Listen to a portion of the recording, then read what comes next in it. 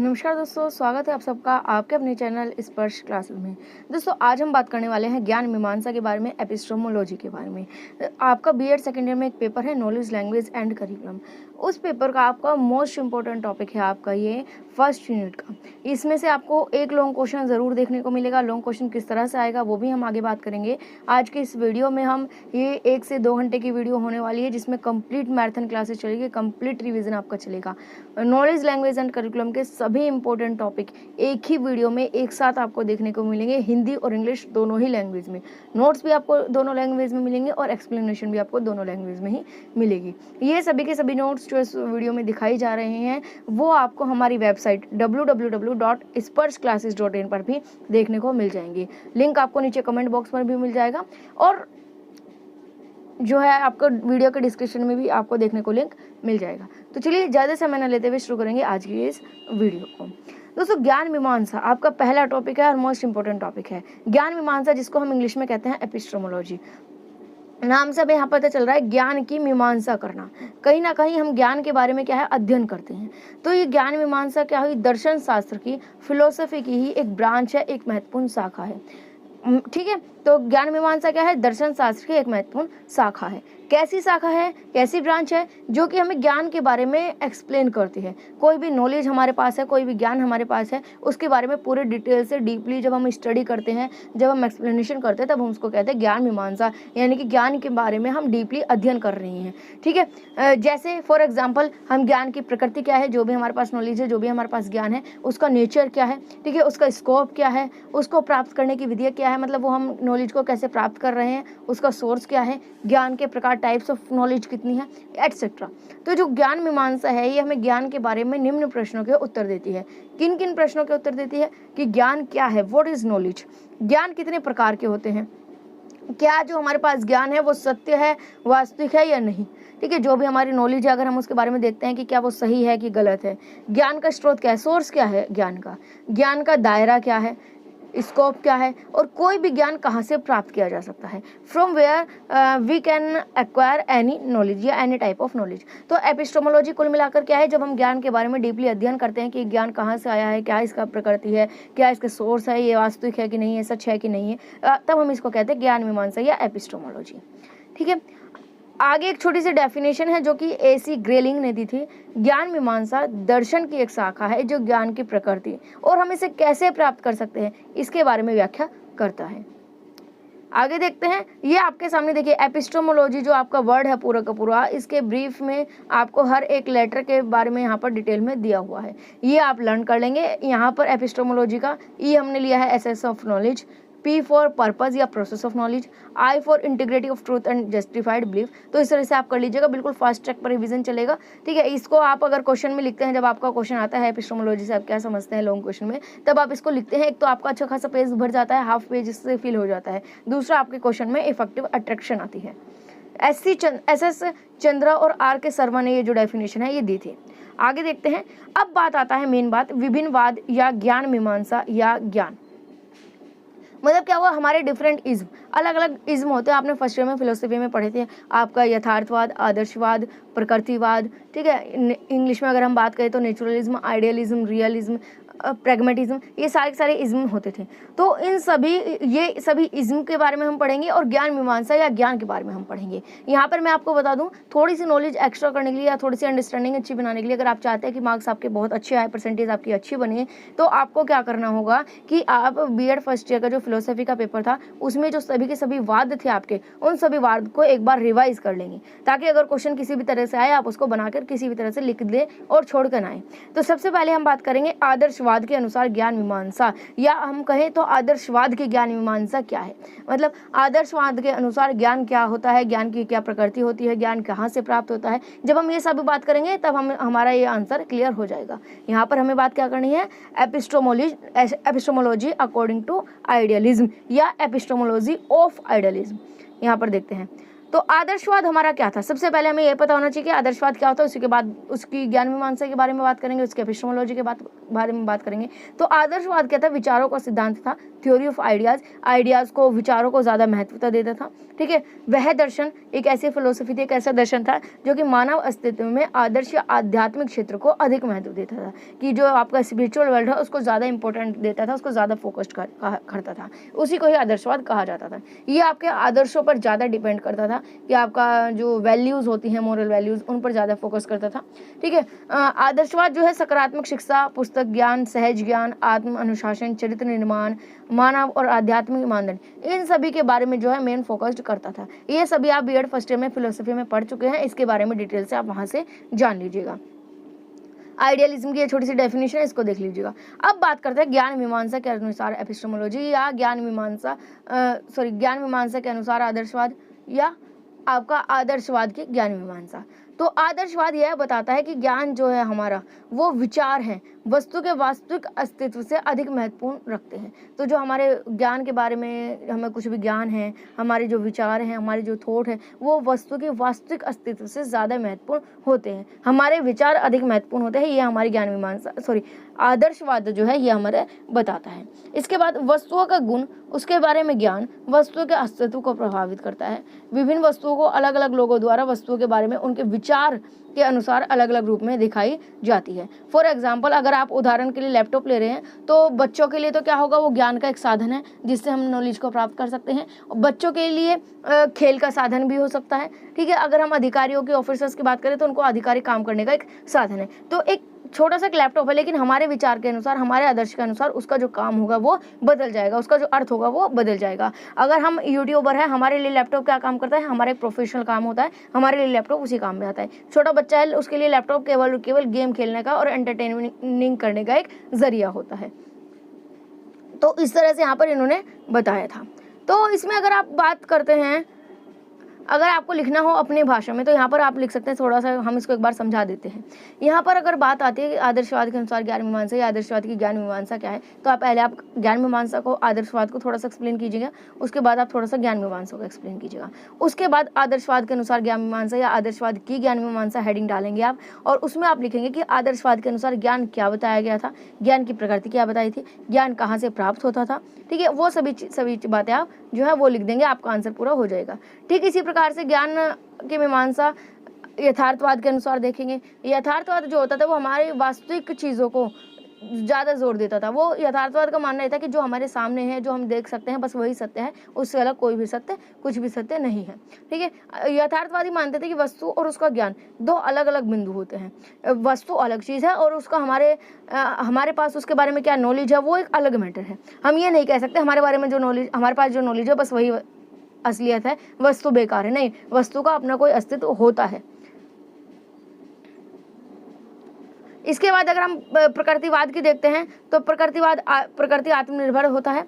ठीक है, प्रकृतिवाद में कहा जाता है कि बच्चों को पूरा प्रकृति में छोड़ दीजिए, नेचर में छोड़ दीजिए, नेचर के साथ जब वो अंतःक्रिया करेगा तो उसको अपने यहाँ पे ज्ञान प्राप्त हो जाएगा। प्रकृति ही एक ज्ञान प्रदान करने का सबसे अच्छा शिक्षक माना जाता है।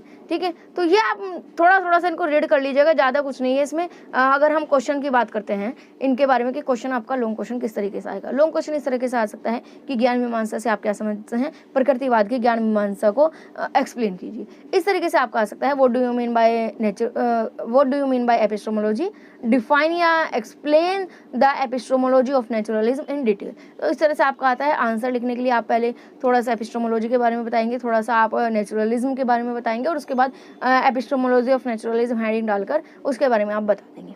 ठीक है, आगे देखते हैं ज्ञान और कौशल में क्या अंतर है। देखिए, अब कुछ थोड़े से डिफरेंस आएगी जो कि आपके शॉर्ट क्वेश्चन के लिए ज़्यादा इंपॉर्टेंट होते हैं। कभी कभी शॉर्ट क्वेश्चन में पूछ ले जाते हैं, इनमें से कोई भी एक डिफरेंस आपका शॉर्ट क्वेश्चन में पूछ लिया जाएगा। ज्ञान और कौशल में अंतर हम सबसे पहले देखेंगे, difference between knowledge and skill.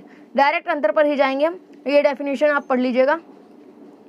Direct difference पर हम जाते हैं। ज्ञान जो है वो सीखा जा सकता है, हम किसी भी नॉलेज को सीख सकते हैं, लर्न कर सकते हैं, अधिगम कर सकते हैं। लेकिन जो आपका कौशल होता है, ये आपका व्यवहारिक प्रदर्शन की आवश्यकता होती है कौशल के लिए।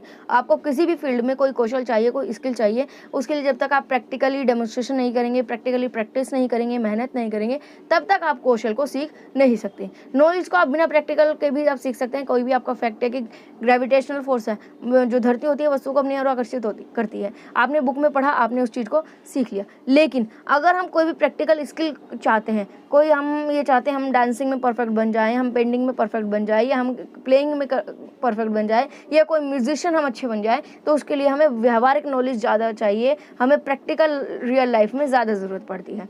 ज्ञान सिद्धांतों को संदर्भित करता है। नॉलेज में आप अधिकतर थ्योरीज देखते हैं, जो भी सभी की सभी थ्योरीज होती हैं, लेकिन जो आपका स्किल होता है वो सिद्धांत को सफलतापूर्वक लागू करने और अपेक्षित परिणाम प्राप्त करने से होता है। कौशल का मतलब क्या है? हमारा जो भी सिद्धांत है, जो भी थ्योरीज है, उनको हम अप्लाई करें रियल लाइफ में और उनसे रिजल्ट प्राप्त करें, इसका मतलब होता है हमारा कौशल या फिर स्किल। इसके बाद नेक्स्ट आता है आपका पॉइंट। इसमें क्या है? आपका ज्ञान अमूर्त होता है, एब्स्ट्रैक्ट होता है, लेकिन जो आपका कौशल होता है, उन्हीं संदर्भों को, उन्हीं थ्योरीज को, उसी नॉलेज को जब हम रियल लाइफ में अप्लाई करते हैं, रियल लाइफ में, प्रैक्टिकल लाइफ में जब हम अप्लाई करते हैं और अपने मन मुताबिक जब रिजल्ट हम प्राप्त कर लेते हैं, उसको हम कौशल कहते हैं, स्किल कहते हैं। तो आपकी नॉलेज तो अमूर्त हुई, एब्स्ट्रैक्ट हुई, लेकिन जो आपका स्किल होता है, जो आपका कौशल होती है, वो आपका मूर्त होती है। मूर्त मतलब कॉन्क्रीट होती है आपकी। इसके अलावा ज्ञान को अन्य लोगों के साथ साझा किया जाता है। कुछ कौशल कभी भी अन्य लोगों के साथ हस्तांतरित नहीं किया जा सकते। आप ज्ञान को अन्य लोगों के साथ साझा कर सकते हैं। आपको किसी भी चीज़ के बारे में कुछ नॉलेज है, दूसरों को बैठे और बता दिए, आपने दूसरे के साथ शेयर कर ली नॉलेज को। लेकिन जो आप में स्किल है, आप उसको चाहकर भी किसी और के साथ हस्तांतरित नहीं कर सकते, ट्रांसफर नहीं कर सकते या शेयर नहीं कर सकते, जब तक कि सामने वाला खुद प्रैक्टिस नहीं करेगा, खुद प्रैक्टिकल लाइफ में जो आपने किया है उस चीज़ को एक्सपीरियंस नहीं करेगा, खुद उसकी और मेहनत नहीं करेगा। इसके बाद अगर हम जानकारी और ज्ञान के अंतर का बात करते हैं, ज्ञान और जानकारी में अंतर, difference between knowledge and information, तो इसका सबसे बेस्ट एग्जांपल हम बताते हैं आपको। मैंने पहले भी बताया था, व्हाट्सएप पर, सोशल मीडिया पर आपके पता नहीं कितनी सारी इन्फॉर्मेशन आपको देखने को मिलती है। रोज़ाना कुछ ना कुछ इन्फॉर्मेशन जो है वो आती रहती है। ठीक है, व्हाट्सएप एक यूनिवर्सिटी बनकर रह गई है अगर हम बात करें तो। यहाँ पर हम कह सकते हैं कि जो भी इन्फॉर्मेशन आप में वहाँ पर आती है, जो भी आपको पता चलता है, वो आपका नॉलेज नहीं है, वो केवल इन्फॉर्मेशन है। इन्फॉर्मेशन आपकी सच भी हो सकती है, झूठ भी हो सकती है, ठीक है, कम भी हो सकती है, ज़्यादा भी हो सकती है, तो दोनों चीज़ें हो सकती है। तो वो जो आपके पास इन्फॉर्मेशन आ रही है वो सच भी हो सकती है, फ्रॉड भी हो सकता है, कोई फेक भी हो सकती है, या फिर बिल्कुल सत्य भी हो सकती है। अब जब जो इन्फॉर्मेशन आपके पास आई, आपने उसके बारे में पूरी छानबीन करी, आपने उसके बारे में पूरा डिटेल से स्टडी करी कि जो इन्फॉर्मेशन है वो सही है कि नहीं है, इसका सोर्स क्या है, ठीक है, इसके बारे में पूरी डिटेल से आगे पीछे का सब कुछ देखा, तब हम कहेंगे कि हाँ, ये हमारा ज्ञान बन गया है, ये सत्य है और ये हमारा ज्ञान है। इसके बारे में, इस टॉपिक पर हमें पूरी की पूरी नॉलेज है, पूरा ज्ञान है। जब तक इन्फॉर्मेशन है हमारे पास, तब तक हमें उस चीज़ का ज्ञान नहीं हो सकता। जब हम उसके बारे में पूरी डीपली स्टडी करते हैं कि सही है कि गलत है, कहाँ से आया है, ये किस वेबसाइट से लिया गया है, वेबसाइट ऑफिशियल है कि नहीं है, एक दो जगह और सर्च करते हैं, तब वो जो इन्फॉर्मेशन है वो हमारी नॉलेज में कन्वर्ट हो जाती है। देखिए, ये आपके सामने कुछ डिफरेंसेस हैं। जो सूचना होती है वो आपका संशोधित डाटा होता है, प्रोसेस्ड डाटा होता है आपकी इन्फॉर्मेशन, जबकि जो ज्ञान है वो ऐसी जानकारी है जो उपयोगी होने के लिए मोल्ड की जाती है। इन्फॉर्मेशन, नॉलेज जो होती है वो आपकी बिल्कुल रियल होती है और उसको हम रियल लाइफ में अप्लाई कर भी सकते हैं। आपको ज्ञान प्राप्त करने में सक्षम होने के लिए जानकारी की आवश्यकता है। ये बात इसमें इंपॉर्टेंट है कि अगर आपको ज्ञान चाहिए तो उसके लिए कोई ना कोई जानकारी आपके पास होनी चाहिए। जब तक आपके पास जानकारी नहीं आएगी तब तक आपको उसके ज्ञान भी नहीं होगा, क्योंकि जानकारी आती है, जानकारी के बारे में आप पूरा अध्ययन करते हैं तभी तो वो आपका ज्ञान में ट्रांसफर होता है। जब तक आपके पास जानकारी नहीं होगी तब तक आपका ज्ञान नहीं होगा। तो ज्ञान के लिए जानकारी की आवश्यकता होती है। तो कुछ अंतर होंगे, देख लेंगे, छोटे छोटे से आपके शॉर्ट क्वेश्चन में पूछ लिए जाते हैं, इनको आप एक बार पढ़ लेंगे। इसके बाद हमारा नेक्स्ट यूनिट चलता है, मोस्ट इंपॉर्टेंट टॉपिक होगा लैंग्वेज, भाषा। इससे आपका एक लॉन्ग क्वेश्चन जरूर बनता है कि लैंग्वेज से आप क्या समझते हैं। इसके साथ ही कोई दूसरा जो क्वेश्चन है वो साथ में ऐड कर दिया जाता है। तो लैंग्वेज से आप क्या समझते हैं, यहाँ पर आप देख सकते हैं लैंग्वेज एपिस्टेमोलॉजिकली जो लैंग्वेज वर्ड है ये आपका लैटिन भाषा से लिया गया है।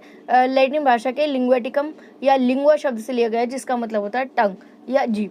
ठीक है। अब यहाँ पर आप देख सकते हैं, ये यहाँ पर पहला टॉपिक आपको क्लियर हो जाएगा, एपिस्टेमोलॉजी या ज्ञान मीमांसा। ज्ञान मीमांसा के अनुसार अगर हम बात करते हैं, लैंग्वेज है, ठीक है। लैंग्वेज के बारे में जब हमने डिटेल से अध्ययन किया, ये जो वर्ड है ये कहाँ से आया, ठीक है, इसका मतलब क्या है, इसका सोर्स क्या है, जब हमने वो सब चीज़ बात करी तब हमने ज्ञान मीमांसा किया, हमने उसके बारे में अध्ययन किया, डीप स्टडी की। तो एपिस्टेमोलॉजिकली हमने देख लिया कि जो लैंग्वेज है वो लैटिन भाषा के लिंग्वेटिकम या लिंग्वा शब्द से बना है, जिसका मतलब होता था टंग यानी कि जीभ, ठीक है। जो लैंग्वेज होती है वो एक एसेंशियल पार्ट होती है हमारे जीवन का, पूरे जीवन का जो है एक अनिवार्य हिस्सा होती है। लैंग्वेज के बिना हम कुछ नहीं कर सकते। क्यों नहीं कर सकते? लैंग्वेज के बिना हम अपनी लाइफ भी इमेजिन नहीं कर सकते। हम जब किसी से बात नहीं कर पाएंगे, अगर लैंग्वेज हमारे पास नहीं होगी, हमें बोलना भी नहीं आएगा, हम अपनी बात को कम्युनिकेट नहीं कर पाएंगे, हम अपने मन की बात दूसरे इंसान तक नहीं पहुँचा पाएंगे, तो हम अपने पूरे जीवन में कुछ भी नहीं कर पाएंगे। हमें पूरे जीवन में अपने छोटे से छोटे आइडिया को शेयर करने के लिए, अपनी छोटी से छोटी ज़रूरत को शेयर करने के लिए, अपनी इच्छाओं को बताने के लिए, हमें अपनी कुछ भी चीज़ शेयर करने के लिए, ओपिनियन बताने के लिए, इन्फॉर्मेशन देने के लिए, अपनी खुशी के लिए, दुख के लिए, जस्टिस के लिए हमें लैंग्वेज की ज़रूरत पड़ती ही पड़ती है। नूह वेबस्टर ने एक डेफिनेशन दी थी, कुछ डेफिनेशन होगी जो आप देख लेंगे। इसके बाद अगर हम बात करते हैं नेचर ऑफ लैंग्वेज या भाषा की प्रकृति, तो लैंग्वेज जो है वो आपका एनवायरमेंटल है, नॉट हेरिडेटरी। जो आपका मतलब भाषा है वो वातावरणीय होती है, वंशानुगत नहीं होती है। इसका मतलब ये है, देखिए, अगर एक बच्चा जन्म लिया हिंदी भाषी क्षेत्र में, ठीक है, जन्म लेने के बाद उसे कहीं फॉरेन में लेकर चला जाए तो वो ऐसा नहीं है कि वो हेरिडिटी की वजह से, वंशानुगत की वजह से हिंदी सीखेगा, नहीं, वो जहाँ जैसे एनवायरनमेंट में रहेगा वैसी ही लैंग्वेज को सीखेगा। आपको कहीं पर फॉरेन में लेकर जा रहे हैं, यूएस में लेकर जा रहे हैं, तो वो वहाँ की भाषा सीखेगा, वो इंग्लिश भाषा सीखेगा, शुरू से ही वो इंग्लिश बोलना शुरू कर देगा, वो हिंदी नहीं सीख सकता है, चाहकर भी नहीं सीख सकता है। अगर आप किसी फॉरेन के बच्चे को जन्म के बाद आप इंडिया में लेकर आए और इंडिया में ही उसका पालन पोषण करें, तो वो हिंदी ही सीखेगा, इंग्लिश नहीं सीखेगा। तो जो भाषा होती है वो हमेशा वातावरण के अनुसार सीखी जाती है। आपके एनवायरनमेंट में जो भी कोई आसपास के जो लोग वो भाषा बोलते हैं, इस्तेमाल करते हैं, वही भाषा हम सीखते हैं, वंशानुगत नहीं सीखते हैं। इसके बाद है language is an expression of thoughts. जो भाषा होती है वो हमने अपने विचारों की अभिव्यक्ति ही होती है। लैंग्वेज इज एग्जाम्पलरी यानी कि अनुकरणीय होती है। जैसे हमारे बड़े बोल रहे होते हैं, जिस भाषा में बात कर रहे होते हैं, उन्हीं का ही अनुकरण करके, उन्हीं का ही इमिटेशन करके हम जो है लैंग्वेज को सीख जाते हैं। Language is changeable. जो भाषा होती है वो परिवर्तनशील होती है। परिवर्तनशील से मतलब यहाँ है कि समय के अनुसार जो है वर्ड्स चेंज होते रहते हैं, नए नए वर्ड्स आते रहते हैं आपकी भाषा में, आपके लैंग्वेज में नई नई वोकेबलरी आती रहती है, पुरानी वोकेबलरी चेंज हो जाती है। फॉर एग्जाम्पल अगर हम बात करें तो पहले डू नोट को डू नोट अलग अलग लिखते थे, लेकिन समय के अनुसार उसको एक साथ कोमा लगा के लिखने लगे डोंट। तो जो ये चीज़ें हैं, कई सारी वोकेबलरी होती है, जो नए नए वर्ड्स आते रहते हैं डेली। आपने देखा होगा नए नए वर्ड्स जो हैं आते रहते हैं, और जो पुराने वर्ड हो वो चेंज होते रहते हैं। इसके बाद हम बात करते हैं फैक्टर्स अफेक्टिंग लैंग्वेज, भाषा को प्रभावित करने वाले कुछ कारक। तो पहला होता है आपका विजडम, बुद्धि। आपकी बुद्धि कितनी हो वो आपके लैंग्वेज को अफेक्ट करेगी। जितना अगर इंटेलिजेंसी अच्छी होगी आप अच्छे से कम्युनिकेट कर पाएंगे, इंटेलिजेंसी कम होगी तो आप अच्छे से कम्युनिकेट नहीं कर पाएंगे। इसके बाद लिंग भेद में भी जो है भाषा का भाषा पर अफेक्ट करती है। कई भाषाओं का उपयोग करना भी आपकी लैंग्वेज पर अफेक्ट करती है। आप अगर एक साथ कई भाषाओं को बोलने की कोशिश कर रहे हैं, कई भाषाओं को सीखने की कोशिश कर रहे हैं, तो वो आपकी कम्युनिकेशन स्किल में अफेक्ट करेगी। कभी आप ना ही तो आप हिंदी ही अच्छे से बोल पाएंगे, ना ही आप इंग्लिश अच्छे से बोल पाएंगे, ना ही कोई और भाषा बोल पाएंगे। परिपक्वता, मैच्योरिटी हो जाती है। इसके बाद लर्निंग और सिमुलेशन हो जाता है कि आप क्या सीख रहे हैं, क्या अनुकरण कर रहे हैं, आपको मोटिवेशन कितनी है। ये सभी चीज़ें जो होती है वो आपकी लैंग्वेज को अफेक्ट करती हैं। ये कुछ फैक्टर है जो आपके लैंग्वेज का पर अफेक्ट करते हैं।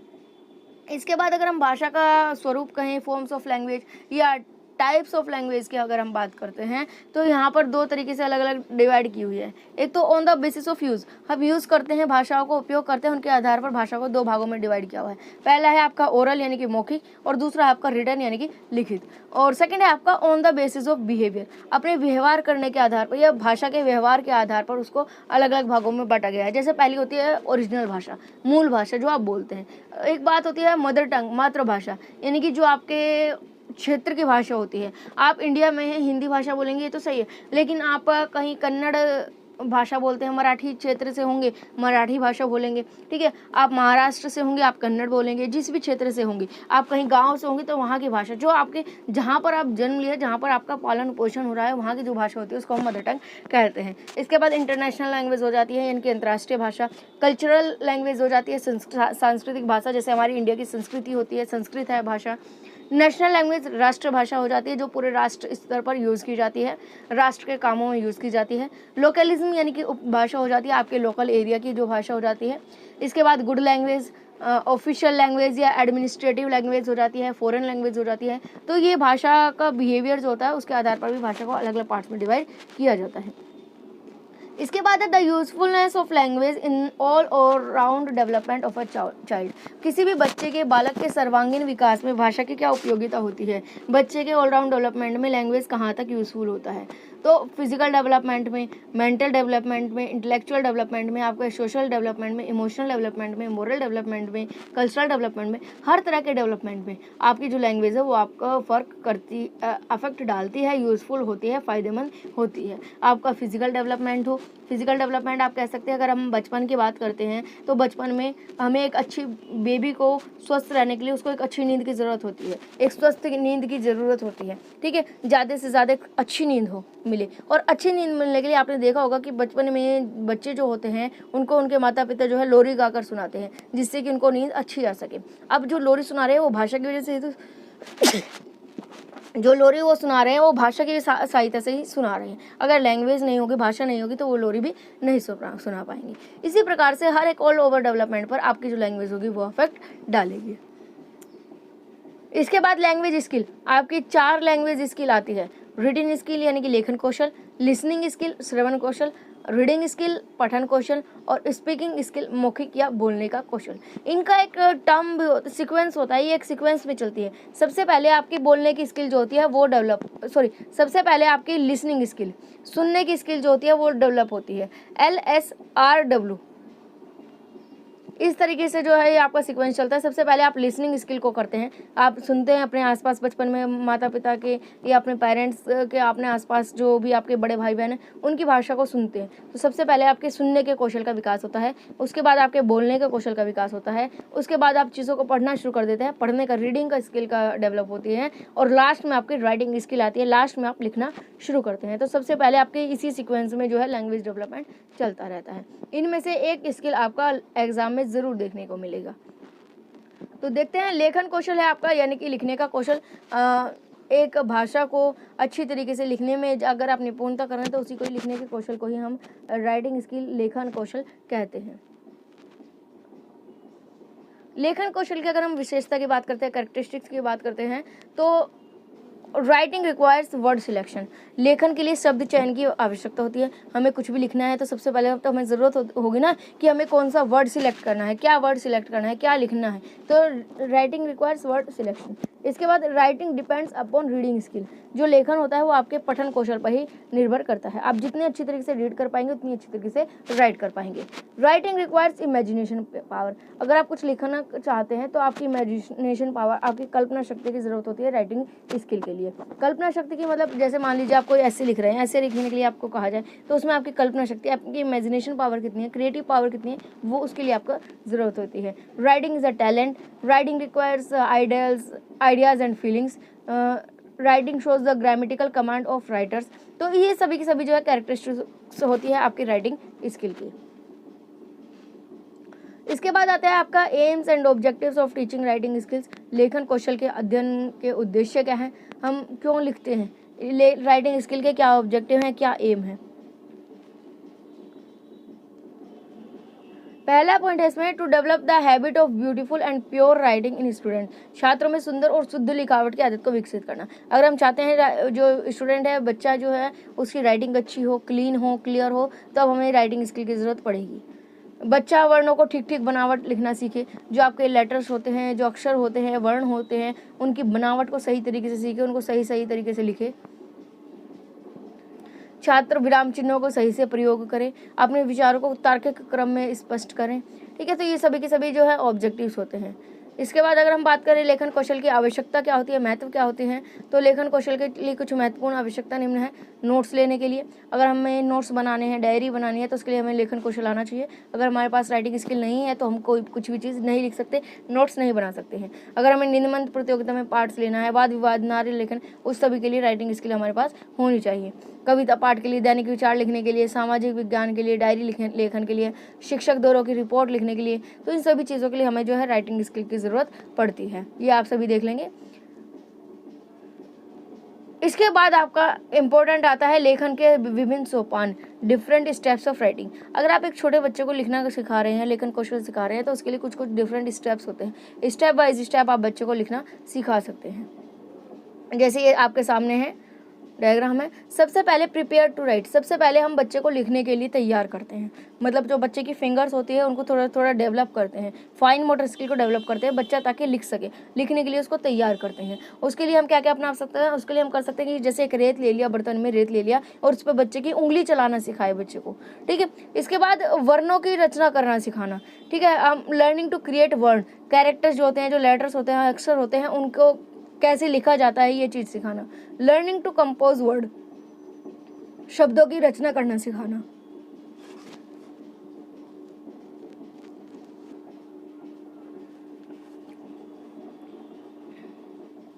इसके बाद होता है लर्निंग टू कंपोज वर्ड, यानी कि शब्दों की रचना करना सिखाना चाहिए हमें। और लास्ट में आता है आपका प्रैक्टिस राइटिंग, मतलब बच्चे को लिखने का अभ्यास कराना चाहिए, बार बार लिखना शुरू करा देना चाहिए। तो सबसे पहले हम बच्चे को तैयार करेंगे, उसके बाद उसको अक्षर लिखना सिखाएंगे, वर्ण लिखना सिखाएंगे, उसके बाद वर्ड्स लिखना सिखाएंगे, कंपोज करना सिखाएंगे, उनकी रचना सिखाएंगे, और लास्ट में हम बच्चे को प्रैक्टिस राइटिंग सिखाएंगे। तो ये एक स्टेप्स होते हैं अगर हम किसी भी बच्चे में राइटिंग स्किल्स को करना चाहते हैं। इनके बारे में हमने डिटेल में यहाँ पर लिखा हुआ है, देखिए आप इनको पढ़ लीजिएगा। आप यहाँ पर देख सकते हो डायग्राम है, Montessori method, prepare to write. देखिए प्रिपेयर टू राइट करने के लिए क्या है, कोई भी रेत है उस पर हम बच्चे की उंगली चलाना सिखा रहे हैं बच्चों को लेटर्स की शेप में।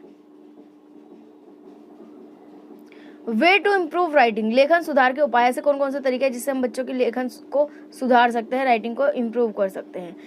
तो द प्रैक्टिस ऑफ राइटिंग ऐसे letters must be done first. सबसे पहले तो यही होता है कि आप ऐसे लेटर्स वगैरह ईजी लेटर्स लिखें, ऐसे लेटर नहीं, इजी लेटर्स, आसान अक्षरों को, हल्के अक्षरों को लिखना सिखाएं। बाद में हार्ड की तरफ जाए, सिंपल टू हार्ड फॉर्मूला, सरल से कठिन का सूत्र। First of all children should be taught to write his name. सबसे पहले बच्चे को उसका अपना नाम लिखना आना चाहिए। उससे क्या होता है, बच्चे का लिखने में इंटरेस्ट बढ़ जाता है। उससे ये लगता है कि हाँ मैं नाम लिखने लगूँ, अब मैं और ज़्यादा लिखना सीखूंगा। Focus on child's calligraphy first and later on the speed of writing. सबसे पहले आप बच्चे की बनावट को देखो कि बच्चा अक्षरों की किस तरह से बनावट कर रहा है, सही तरीके से अक्षर बना रहा है कि नहीं बना रहा है। बाद में आप स्पीड पर जाइए। अगर शुरू में ही आप स्पीड पर जाएंगे तो बच्चा क्या है, अक्षरों को सही तरीके से बनावट अच्छे से नहीं बन पाएगा, बस वो तेज तेज लिखना शुरू कर देगा। तो सबसे पहले बनावट सही होनी चाहिए, बाद में स्पीड पर जाना चाहिए। इन द बिगनिंग स्टार्टिंग में children should write big letters in size. शुरू में जो लेटर्स है वो बड़े बड़े लिखने चाहिए, अक्षर बड़े बड़े साइज में लिखनी चाहिए और धीरे धीरे उनको स्मॉल कर देना चाहिए। इसके बाद नेक्स्ट आ जाता है आपका रीडिंग स्किल, यानी कि पठन कौशल। पठन शब्दों की पहचान या मान्यता को माना जाता है। रिकॉग्निशन ऑफ वर्ड, हमारे बुक में कोई वर्ड्स लिखे हैं, लाइंस लिखी हुई हैं, ऐसे लिखे हुए हैं, उनको हम पहले वर्ड्स को पहचानते हैं मन मन में और उसको फिर रीड करते हैं, पढ़ते हैं। इसी का ही कौशल जो होता है, जो स्किल होती है, वही हमारी रीडिंग स्किल कहलाती है। अब हम रीडिंग स्किल के बारे में डिटेल से देखेंगे। देखिए इन सभी स्किल में से 4 की 4 स्किल में से कोई एक स्किल आपके एग्जाम में ज़रूर देखने को आपको मिलेगी। आगे हम चलेंगे रीडिंग स्किल पर, पठन कौशल पर। नेक्स्ट आपका स्किल आता है किसी भी चीज़ को पढ़ने का जो कौशल होता है उसी को ही हम पठन कौशल या रीडिंग स्किल कहते हैं। या हम कहें तो पठन कौशल में जो पढ़ना होता है वो होता है केवल और केवल शब्दों की पहचान करना। यहाँ से आप देख सकते हैं पढ़ना शब्दों की पहचान या मान्यता है। हम कोई भी बुक में कुछ वर्ड्स लिखे हुए हैं उनको हम पहचानते हैं, रिकॉग्नाइज करते हैं, हम उसको ये पता लगता है कि भाई हाँ हमें इस वर्ड को क्या बोलना है, ठीक है। तो शब्दों की पहचान करना ही हमारा पढ़ना कहलाता है। आगे इसके डेफिनेशन वगैरह आप देख सकते हैं। यहाँ पर ये देख सकते हैं आप कि जो पढ़ना होता है, जो रीडिंग होता है, वो मौन भी हो सकता है, चुप भी हो सकता है कि आप मन मन में पढ़ रहे हो कोई बुक, ठीक है, या जोर से बोलकर भी हो सकता है ताकि अन्य लोगों को सुन सके। हम क्लास में रीडिंग हमसे करवाई जाती है, बच्चों से रीडिंग करवाई जाती है, तो वो क्या हुआ, वो तो हम जोर जोर से बोलकर पढ़ रहे हैं। लेकिन कभी कभी जब हम खुद के लिए बुक्स पढ़ते हैं, हम मन मन में बुक्स पढ़ रहे हैं, तो वो हमारी मौन पठन कहलाता है, यानी कि साइलेंट रीडिंग कहलाती है आपकी। यहाँ पर आप देख सकते हैं कि reading is a receptive skill, मतलब जो आपकी रीडिंग है ये ग्रहणशील कौशल है। रीडिंग में हम क्या है, इसके माध्यम से हम जानकारी को प्राप्त करते हैं, यानी कि हमें कुछ ना कुछ रिसीव हो रहा है, हमें कुछ ना कुछ प्राप्त हो रहा है, ठीक है। हम कोई भी बुक्स पढ़ रहे हैं, मैगजीन पढ़ रहे हैं, मतलब हमें इन्फॉर्मेशन को प्राप्त हो रही है, ठीक है। उसके बाद जो रीडिंग है is also a productive skill, मतलब ये एक उत्पादक कौशल भी है। पढ़ना एक उत्पादक कौशल भी है जिसमें हम जानकारी प्राप्त कर रहे हैं और इसे प्रसारित कर रहे हैं, भले ही केवल खुद के लिए। देखिए यहाँ पर इस लाइन का मतलब है, इंपॉर्टेंट है ये, थोड़ा सा पॉइंट समझने की बात है कि जो रीडिंग है वो आपकी रिसेप्टिव स्किल भी कहा जाता है, क्योंकि हम उससे रिसीव कर रहे हैं, हम उससे नॉलेज ले रहे हैं। साथ ही साथ प्रोडक्टिव स्किल भी कहा जाता है, क्योंकि जो हम उसमें वर्ड लिखा हुआ है उसका मतलब हम प्रोड्यूस कर रहे होते हैं उसमें, ठीक है। उसमें एक लाइन लिखी भी होती है, हम उसको पढ़कर उसका मतलब समझकर उसका मतलब प्रोड्यूस कर रहे होते हैं, मतलब निकाल रहे होते हैं, भले ही वो मतलब हम खुद के लिए निकाल रहे हो या किसी और व्यक्ति के लिए निकाल रहे हो। अब यहाँ पर एक छोटा सा क्वेश्चन है कि क्या हमें अंग्रेजी बोलने के लिए पढ़ने की ज़रूरत है, हाँ या ना? तो यहाँ पर आएगा नहीं। अब ये आएगा कि क्यों? देखिए आपने देखा होगा जब बच्चा जन्म लेता है, जन्म के बाद ऐसा तो नहीं है ना कि वो पहले पढ़ना शुरू कर देता है, नहीं, पहले वो बोलना शुरू कर देता है। यानी कि वो उस एज में भी बोलना शुरू कर देता है जब उसे पढ़ने का मतलब ही नहीं पता, ना ही उसको कोई शब्द पहचानने आते हैं और ना ही उसको पढ़ने का कौशल उसमें होता है, नाम मात्र भी, लेकिन वो बोलना शुरू कर देता है अनुकरण के माध्यम से। जैसी भाषा उसके परिवार वाले बोलते हैं उसी के माध्यम से वो बोलना शुरू कर देता है। तो इसीलिए केवल इंग्लिश ही नहीं, कुछ भी चीज़ बोलने के लिए हमें ज़रूरी नहीं है कि हम उसको पढ़ें।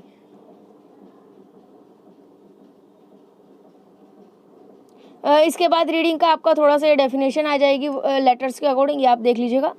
नेक्स्ट हम देखते हैं पढ़ने की आवश्यकता और महत्व। रीडिंग की इम्पोर्टेंस क्या है, नीड्स क्या है। तो सबसे पहला है तो क्या ज्ञान के में सुधार के लिए हम पढ़ते हैं। हमारे पास नॉलेज है, अब उसको इम्प्रूव करने के लिए, उसको और बेहतर बनाने के लिए अपनी नॉलेज को हम डेली कुछ ना कुछ रीडिंग करते हैं, ठीक है। हम बुक्स पढ़ते हैं, ठीक है, बुक्स से हमें इन्फॉर्मेशन मिलती है, हमारी जो नॉलेज अपने पास अभी तक है वो और इम्प्रूव होती है। हम मैगजीन्स पढ़ते हैं, डेली न्यूज़पेपर्स पढ़ते हैं, उससे क्या होता है हमारी जो नॉलेज है, इन्फॉर्मेशन है, वो इम्प्रूव होती है।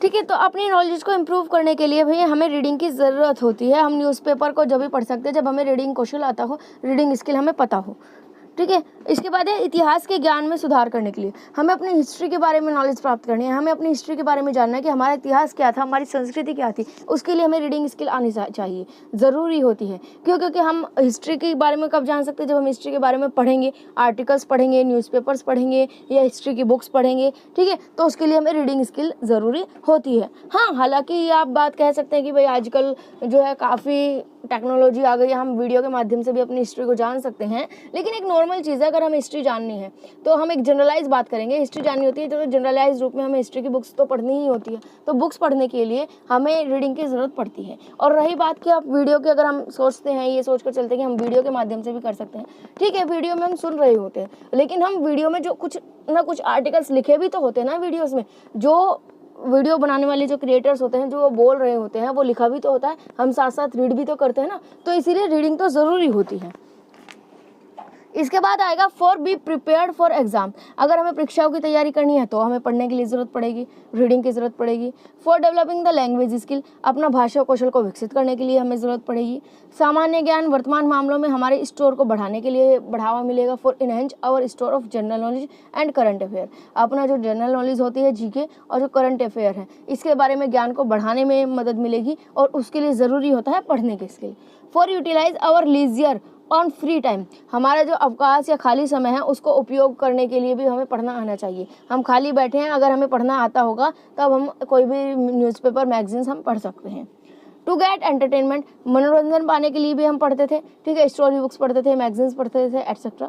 अपनी वोकेबलरी को सुधारने के लिए भी हमें रीडिंग की ज़रूरत होती है।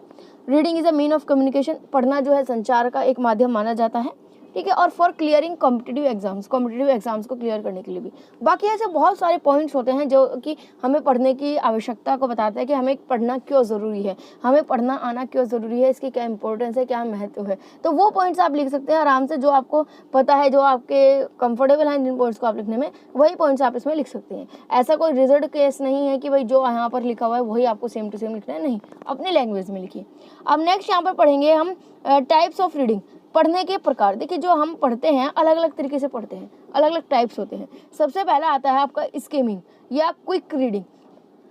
स्कीमिंग करना, तेज पढ़ना। इसमें क्या होता है, हम सरसरी नज़रों में, मतलब ऐसा करते हैं ना कि हम पूरे पेज को एक ही नज़र में पूरा पढ़ने की कोशिश करते हैं, मेन पॉइंट्स उसमें से उठा लेते हैं, मेन हेडिंग्स उसमें से उठा लेते हैं, सिर्फ ज़रूरी की चीज़ों को उठा लेते हैं और फास्ट पढ़ते हैं चीज़ों को। जैसे आपने इसका एग्जाम्पल देखते हैं कि जब एग्जामिनर कॉपी चेक करते हैं तो वो पूरी की पूरी कॉपी तो पढ़ते नहीं है, एक लाइन तो, लेकिन हाँ वो सरसरी नज़रों से ऊपर से देख लेते हैं, अंदाज़ा लगा लेते हैं, मेन हेडिंग्स देख लेते हैं या मेन लाइन्स देख लेते हैं जितनी उन्हें ज़रूरत होती है। तो इसको हम कहते हैं क्विक रीडिंग। जब मान लीजिए, आपको एक एग्जांपल और ले सकते हैं, मान लीजिए आपको कोई आर्टिकल सर्च करना है, पूरी बुक में आपको नहीं पता बुक में कहाँ है, तो आप फास्ट पढ़ेंगे ना, सिर्फ हमें आर्टिकल ढूंढना होगा, तो आपकी नज़र सिर्फ उसी चीज़ को ढूंढने में रहेगी, तो आप पूरा टाइम तो नहीं लगाएंगे बुक को पढ़ने में, आप तेज फास्ट रीडिंग करेंगे। तो उसको हम कहते हैं स्कीमिंग या तेज पढ़ना, क्विक रीडिंग।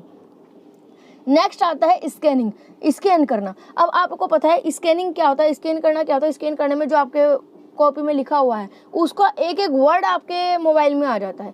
आपने देखा होगा जब आप स्कैन करते हैं तो एक वर्ड, सिंपल सा पॉइंट भी एक वर्ड को आप जो है स्कैन कर पाते हैं। तो यहाँ पर उसी से ही कनेक्ट कर लीजिएगा कि स्कैनिंग से मतलब ऐसा पढ़ना है जिसमें हम एक शब्द को ध्यान से डीपली पढ़ते हैं। बुक में जो लिखा हुआ होगा हम उसको कंप्लीटली आराम से पढ़ेंगे। तो स्कैनिंग मतलब जब हम एक शब्द को ध्यान से पढ़ते हैं। इसके बाद रेसिटेशन रीडिंग आती है, सहस्वर पाठ, जब हम बोलकर हल्का सा स्वर के साथ रीडिंग करते हैं। आइडियल रीडिंग, आदर्श पठन, ऐसा होता है कि जहाँ पर आदर्श पठन वो होता है जो कंडीशन के अकॉर्डिंग, सिचुएशंस के अकॉर्डिंग बिल्कुल आइडियल हो, ना ही हम ज़्यादा तेज बोल रहे हो, ना ही हम ज़्यादा धीमी बोल रहे हो, हमारी स्पीड नॉर्मल होनी चाहिए, हमारा जो हम बोल रहे हैं उसका एक शब्द सामने वाले को समझ आना चाहिए। इस तरह की रीडिंग को हम आदर्श पठन या आइडियल रीडिंग कहते हैं। नेक्स्ट आता है इमिटेशन रीडिंग, अनुकरण करके पढ़ना। आप टीचर पढ़ रहे हैं, उनको अनुकरण करके, उनको देख के आप भी पढ़ रहे हैं। लाउड रीडिंग यानी कि जोर से पढ़ना। साइलेंट रीडिंग, मन में पढ़ना। तो इस तरह के ये कुछ टाइप्स हैं, इनको आप देख लीजिएगा। मेन इनमें क्या होता है, टाइप्स आप देख लीजिए। देखिए इनमें एक इंपॉर्टेंट क्वेश्चन आपका आता है, वो आता है स्कीमिंग एंड स्कैनिंग से। शॉर्ट क्वेश्चन में आपसे अधिकतर पूछा जाता है कि स्कीमिंग स्कैनिंग क्या होती है और इनमें क्या डिफरेंस होता है। तो इन दोनों को आप जो है ध्यान से पढ़ेंगे। कई बार लॉन्ग क्वेश्चन में भी आ जाता है कि what do you mean by reading skill, reading skill पठन कौशल से आप क्या समझते हैं। And explain skimming and scanning reading, skimming और स्कैनिंग पठन को परिभाषित कीजिए या उनकी व्याख्या कीजिए। इस तरह से आपका लॉन्ग क्वेश्चन में भी बन सकता है, शॉर्ट क्वेश्चन में भी बन सकता है। तो यहाँ पर आप इन दोनों पॉइंट को जरूर ध्यान रखेंगे कि स्कीमिंग रीडिंग क्या होती है, स्कैनिंग रीडिंग क्या होती है। इनके बारे में थोड़ा सा डिटेल से आप जान लीजिएगा। इसके बाद आपका लाउड रीडिंग और साइलेंट रीडिंग भी आपको थोड़ा सा इंपॉर्टेंट होता है, बाकी की इतनी ज़्यादा पूछी नहीं जाती है, तो सिर्फ टाइप्स में आप अपना लर्न कर लीजिएगा। इसके बाद आता है मैकेनिज्म ऑफ रीडिंग, पढ़ने की रणनीति। जब हम कुछ भी चीज़ पढ़ रहे होते हैं या हम कहीं एक छोटे बच्चे को हमें पठन कौशल देना है, हमें पढ़ना सिखाना है एक छोटे बच्चे को, तो हमारे कौन सी स्ट्रेटजी होनी चाहिए, क्या मैकेनिज्म होता है, कैसे हम पढ़ते हैं किसी भी चीज़ को। तो सबसे पहला आता है हमारा identifying letters, alphabets, numerical science and symbols, अक्षर, अल्फा न्यूमेरिकल संकेत और प्रतीकों को पहचानना। सबसे पहला काम हमें रीडिंग करने के लिए ज़रूरी होता है कि हम अक्षरों को पहचानें कि हाँ ये ए लिखा हुआ है, ए की बनावट ऐसी होती है, ये बी है, ये सी है या डी है, ये फुल स्टॉप है, ठीक है, ये क्वेश्चन मार्क है। तो उनकी पहचान हमें आनी चाहिए, सबसे पहला काम होता है। इसके बाद होता है decoding the alpha numerical science and symbols. जो अल्फा न्यूमेरिकल साइंस हैं यानी कि जो लेटर्स हैं या जो सिंबल्स हैं उनको डिकोड करना, उनको अपनी भाषा में बोलना। हमें पता है कि ये जो छोटी सी बिंदी होती है इसको फुल स्टॉप कहते हैं, तो जब हम पढ़ते हैं तो उसको बोलते हैं ना फुल स्टॉप या विराम चिन्ह, तो हम उसको डिकोड करना। और लास्ट में आता है grasping meaning of the text. ये मेन आता है आपका इसमें। देखिए लिखे हुए टेक्स्ट का अर्थ समझना, डायरेक्टली नहीं तो इनडायरेक्टली। आप कोई भी रीडिंग कर रहे हैं तो साथ ही साथ आपके माइंड में चलता रहता है, एक मैकेनिज्म होती है पढ़ने की, कि सबसे पहले आप अक्षरों को पहचानते हैं कि ये लेटर क्या लिखा हुआ है, ये साइन क्या लिखा हुआ है, फिर उसको बोलते हैं यानी कि डिकोड करते हैं, यानी कि साउंड में कन्वर्ट कर दिया आपने उसको। एक बिंदी लगी हुई है कहीं लिखी हुई है तो आपने उसको साउंड में कन्वर्ट कर दिया, पूर्ण विराम या फुल स्टॉप, ठीक है। कहीं वो क्वेश्चन मार्क का साइन बना हुआ है, इसको अपनी लैंग्वेज में डिकोड कर दिया कि इसको हम फुल स्टॉप कहते हैं या क्वेश्चन मार्क कहते हैं। इसके बाद डिकोड करने के बाद आप जब बोलते हैं तब जो भी वो आप बोल रहे हैं उसका अर्थ समझना या उसका अर्थ निकालना, ये आप इनडायरेक्टली अपने मन में करते रहते हैं। आप कोई भी एक लाइन पढ़ेंगे, इनडायरेक्टली आपके मन में उस लाइन का क्या मतलब है, क्या अर्थ है, वो ऑटोमेटिकली आपके माइंड में आ जाता है। तो ये मैकेनिज्म होता है, कुछ भी चीज़ हम पढ़ रहे होते हैं तो रीडिंग जो है आपकी वो इसी मैकेनिज्म के अकॉर्डिंग काम जो है करती है। नेक्स्ट हम चलते हैं स्ट्रेटजीज फॉर इफेक्टिव रीडिंग और how to improve reading skill. देखिए हम कैसे रीडिंग स्किल को इफेक्टिव बना सकते हैं और साथ ही साथ हम कैसे रीडिंग स्किल को इम्प्रूव कर सकते हैं, पठन कौशल को कैसे प्रभावी बना सकते हैं और कैसे उसमें सुधार कर सकते हैं। तो सबसे पहले तो ये पॉइंट आता है डिसाइडिंग व्हाट टू रीड। हमें क्या पढ़ना है ये डिसाइड करो कि एग्जैक्टली हमें क्या पढ़ना है। हमें बुक पढ़ना है, मैगजीन पढ़ना है, न्यूज़पेपर्स पढ़ना है या कोई आर्टिकल पढ़ना है, क्या पढ़ना है। फिर करो कि हमें ये क्यों पढ़ना है, हमारा ऑब्जेक्टिव क्या है। हम एक मैगजीन पढ़ रहे हैं, किस लिए पढ़ रहे हैं, हमें अपने नॉलेज को गेन करना है या हम नॉर्मली एंटरटेन होने के लिए कोई चुटकुले की बुक पढ़ रहे हैं या क्या चीज़ पढ़ रहे हैं, क्यों पढ़ रहे हैं। ठीक है, इसके बाद नेक्स्ट होता है डिसाइड वेयर टू रीड। हमें कहाँ पढ़ना है। देखिए जब हम ये चाहते हैं ना कि हम जो पढ़ रहे हैं वो बिल्कुल कंसंट्रेशन के साथ पढ़ें, तो ये ज़रूरी होता है कि हम कहाँ पढ़ रहे हैं, ये मेन बात आप ध्यान रखें। इसका क्या होता है, आप एक एग्जाम्पल के द्वारा समझिए। मान लीजिए आप बीएड की बुक ले रहे हैं और आप चाहते हैं इस क्वेश्चन को करना है तो उसकी आप रीडिंग कर लेते हैं। अगर आप शोर वाले स्थान पर बैठे हुए हैं, ठीक है, तो वहाँ पर आपका माइंड नहीं लगेगा, आपका पढ़ने में ध्यान नहीं रहेगा। आप सिर्फ रीडिंग तो कर लेंगे लेकिन उसका मतलब आपके माइंड में नहीं आ पाएगा। ठीक है, तो अगर वहीं पर ही आप एक साइलेंट जगह पर बैठे हुए हैं, बिल्कुल आपका जो कंसंट्रेशन है वो पूरी तरीके से आपके पढ़ाई में है या आपके रीडिंग में है, तो जो रीड कर रहे हैं ना उसका मतलब भी आपके माइंड में ऑटोमेटिकली आता रहेगा। तो कहाँ पढ़ना है ये भी एक ज़रूरी होता है इफेक्टिव रीडिंग के लिए।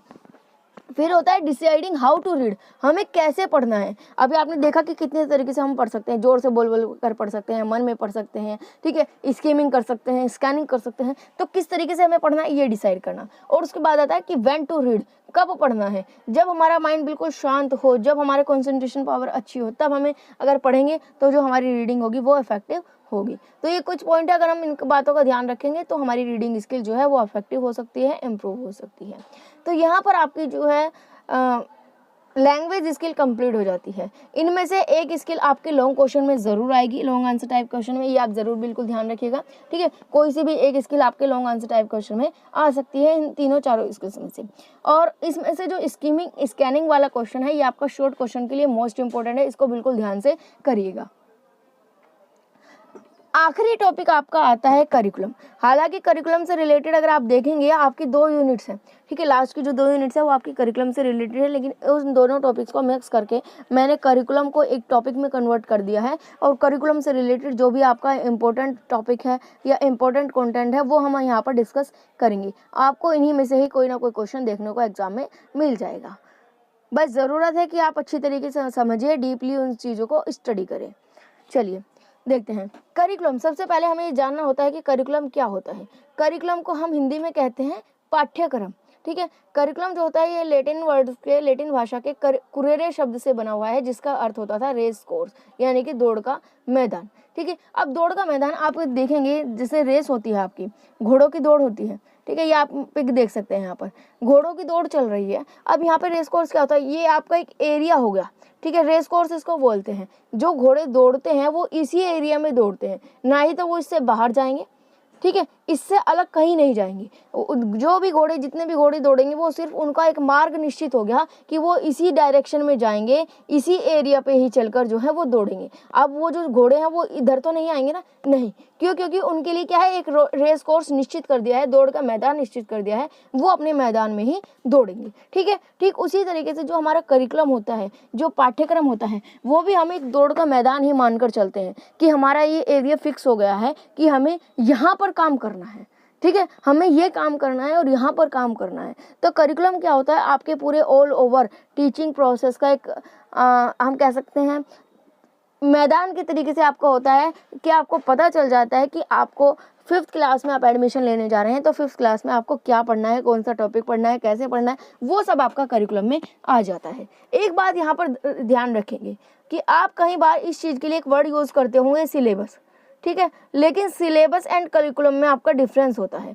क्या डिफरेंस होता है वो हम जानेंगे। देखिए, सिलेबस तो आपका होता है, हर साल आपको एक सिलेबस मिलता है कि आपको इस क्लास में ये सब्जेक्ट पढ़ने हैं और इन सब्जेक्ट में ये टॉपिक पढ़ने हैं, ये तो हुआ आपका सिलेबस। लेकिन उसके साथ साथ आपकी कौन सी एक्टिविटीज़ होंगी क्लास में, ठीक है, आपके टीचर्स जो होंगे वो कौन से इफेक्टिव मेथड्स यूज़ करेंगे, आपको किस तरह से पढ़ाया जाना चाहिए। जब ऑल ओवर हम देखते हैं ना, आपकी बुकिश नॉलेज से अलग जो एक्स्ट्रा करिकुलर एक्टिविटीज़ होती है, आपके इवेंट्स होते हैं, प्रोग्राम्स होते हैं, उन सभी को जोड़कर वो आपका करिकुलम हो जाता है। तो हम यहाँ पर एक बात कह सकते हैं कि अगर ये पूरा का पूरा आपका करिकुलम है तो ये छोटा सा आपका इसमें सिलेबस है, ठीक है। सिलेबस मेनली आपकी बुकिश नॉलेज पर फोकस करता है कि ये टॉपिक आपको पढ़ने हैं, बुक में ये चीज़ आपको पढ़नी है। उससे अलग आपकी एक्स्ट्रा करिकुलर एक्टिविटीज़ क्या होनी है, आपको कौन कौन से कॉम्पिटिटिव की तैयारी करानी है एग्जाम की, या आपके कभी कोई इवेंट होना है, कोई कल्चरल प्रोग्राम होना है, वो सब का सब अगर हम ऐड करते हैं तो वो करिकुलम में आ जाता है। तो करिकुलम एक विस्तृत क्षेत्र है और पाठ्यक्रम उसका ही एक छोटा सा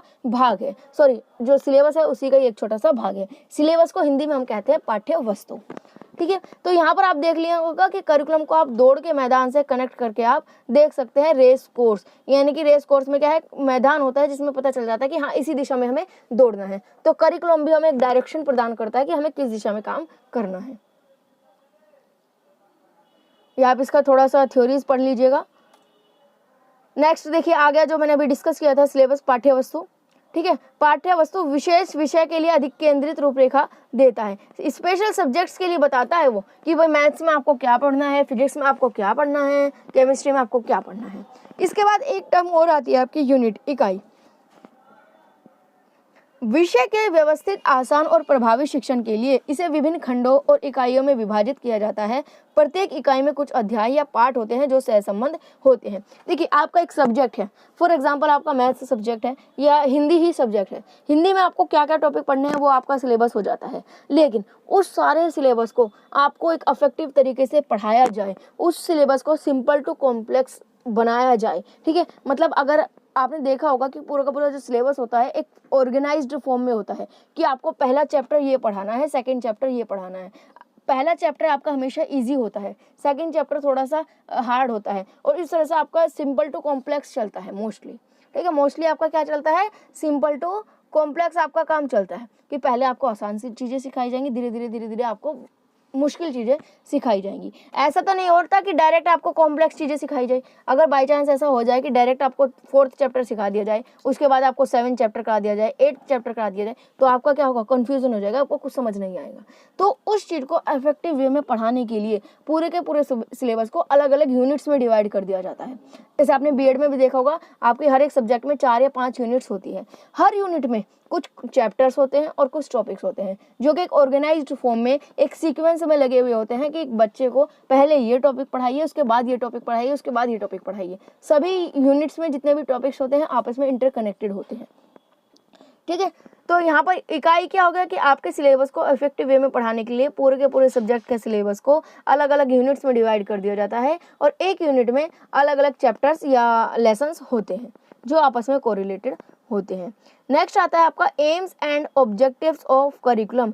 पाठ्यक्रम के क्या उद्देश्य हैं, क्या लक्ष्य हैं। यहाँ पर आप लक्ष्य कर लीजिएगा, लक्ष्य और उद्देश्य, यहाँ पर इसको काट के आप लक्ष्य कर लीजिएगा। चलिए पहला है आपका शिक्षकों को दिशा प्रदान करना। टीचर्स को एक डायरेक्शन मिल जाती है कि हाँ बच्चे को इस क्लास में क्या पढ़ाना है, कौन कौन से टॉपिक्स पढ़ाने हैं और कौन सा टॉपिक कब पढ़ाना है, किस तरीके से पढ़ाना है, कौन सा टीचिंग मेथड्स यूज़ करना है, उन सब का एक डायरेक्शन मिल जाता है।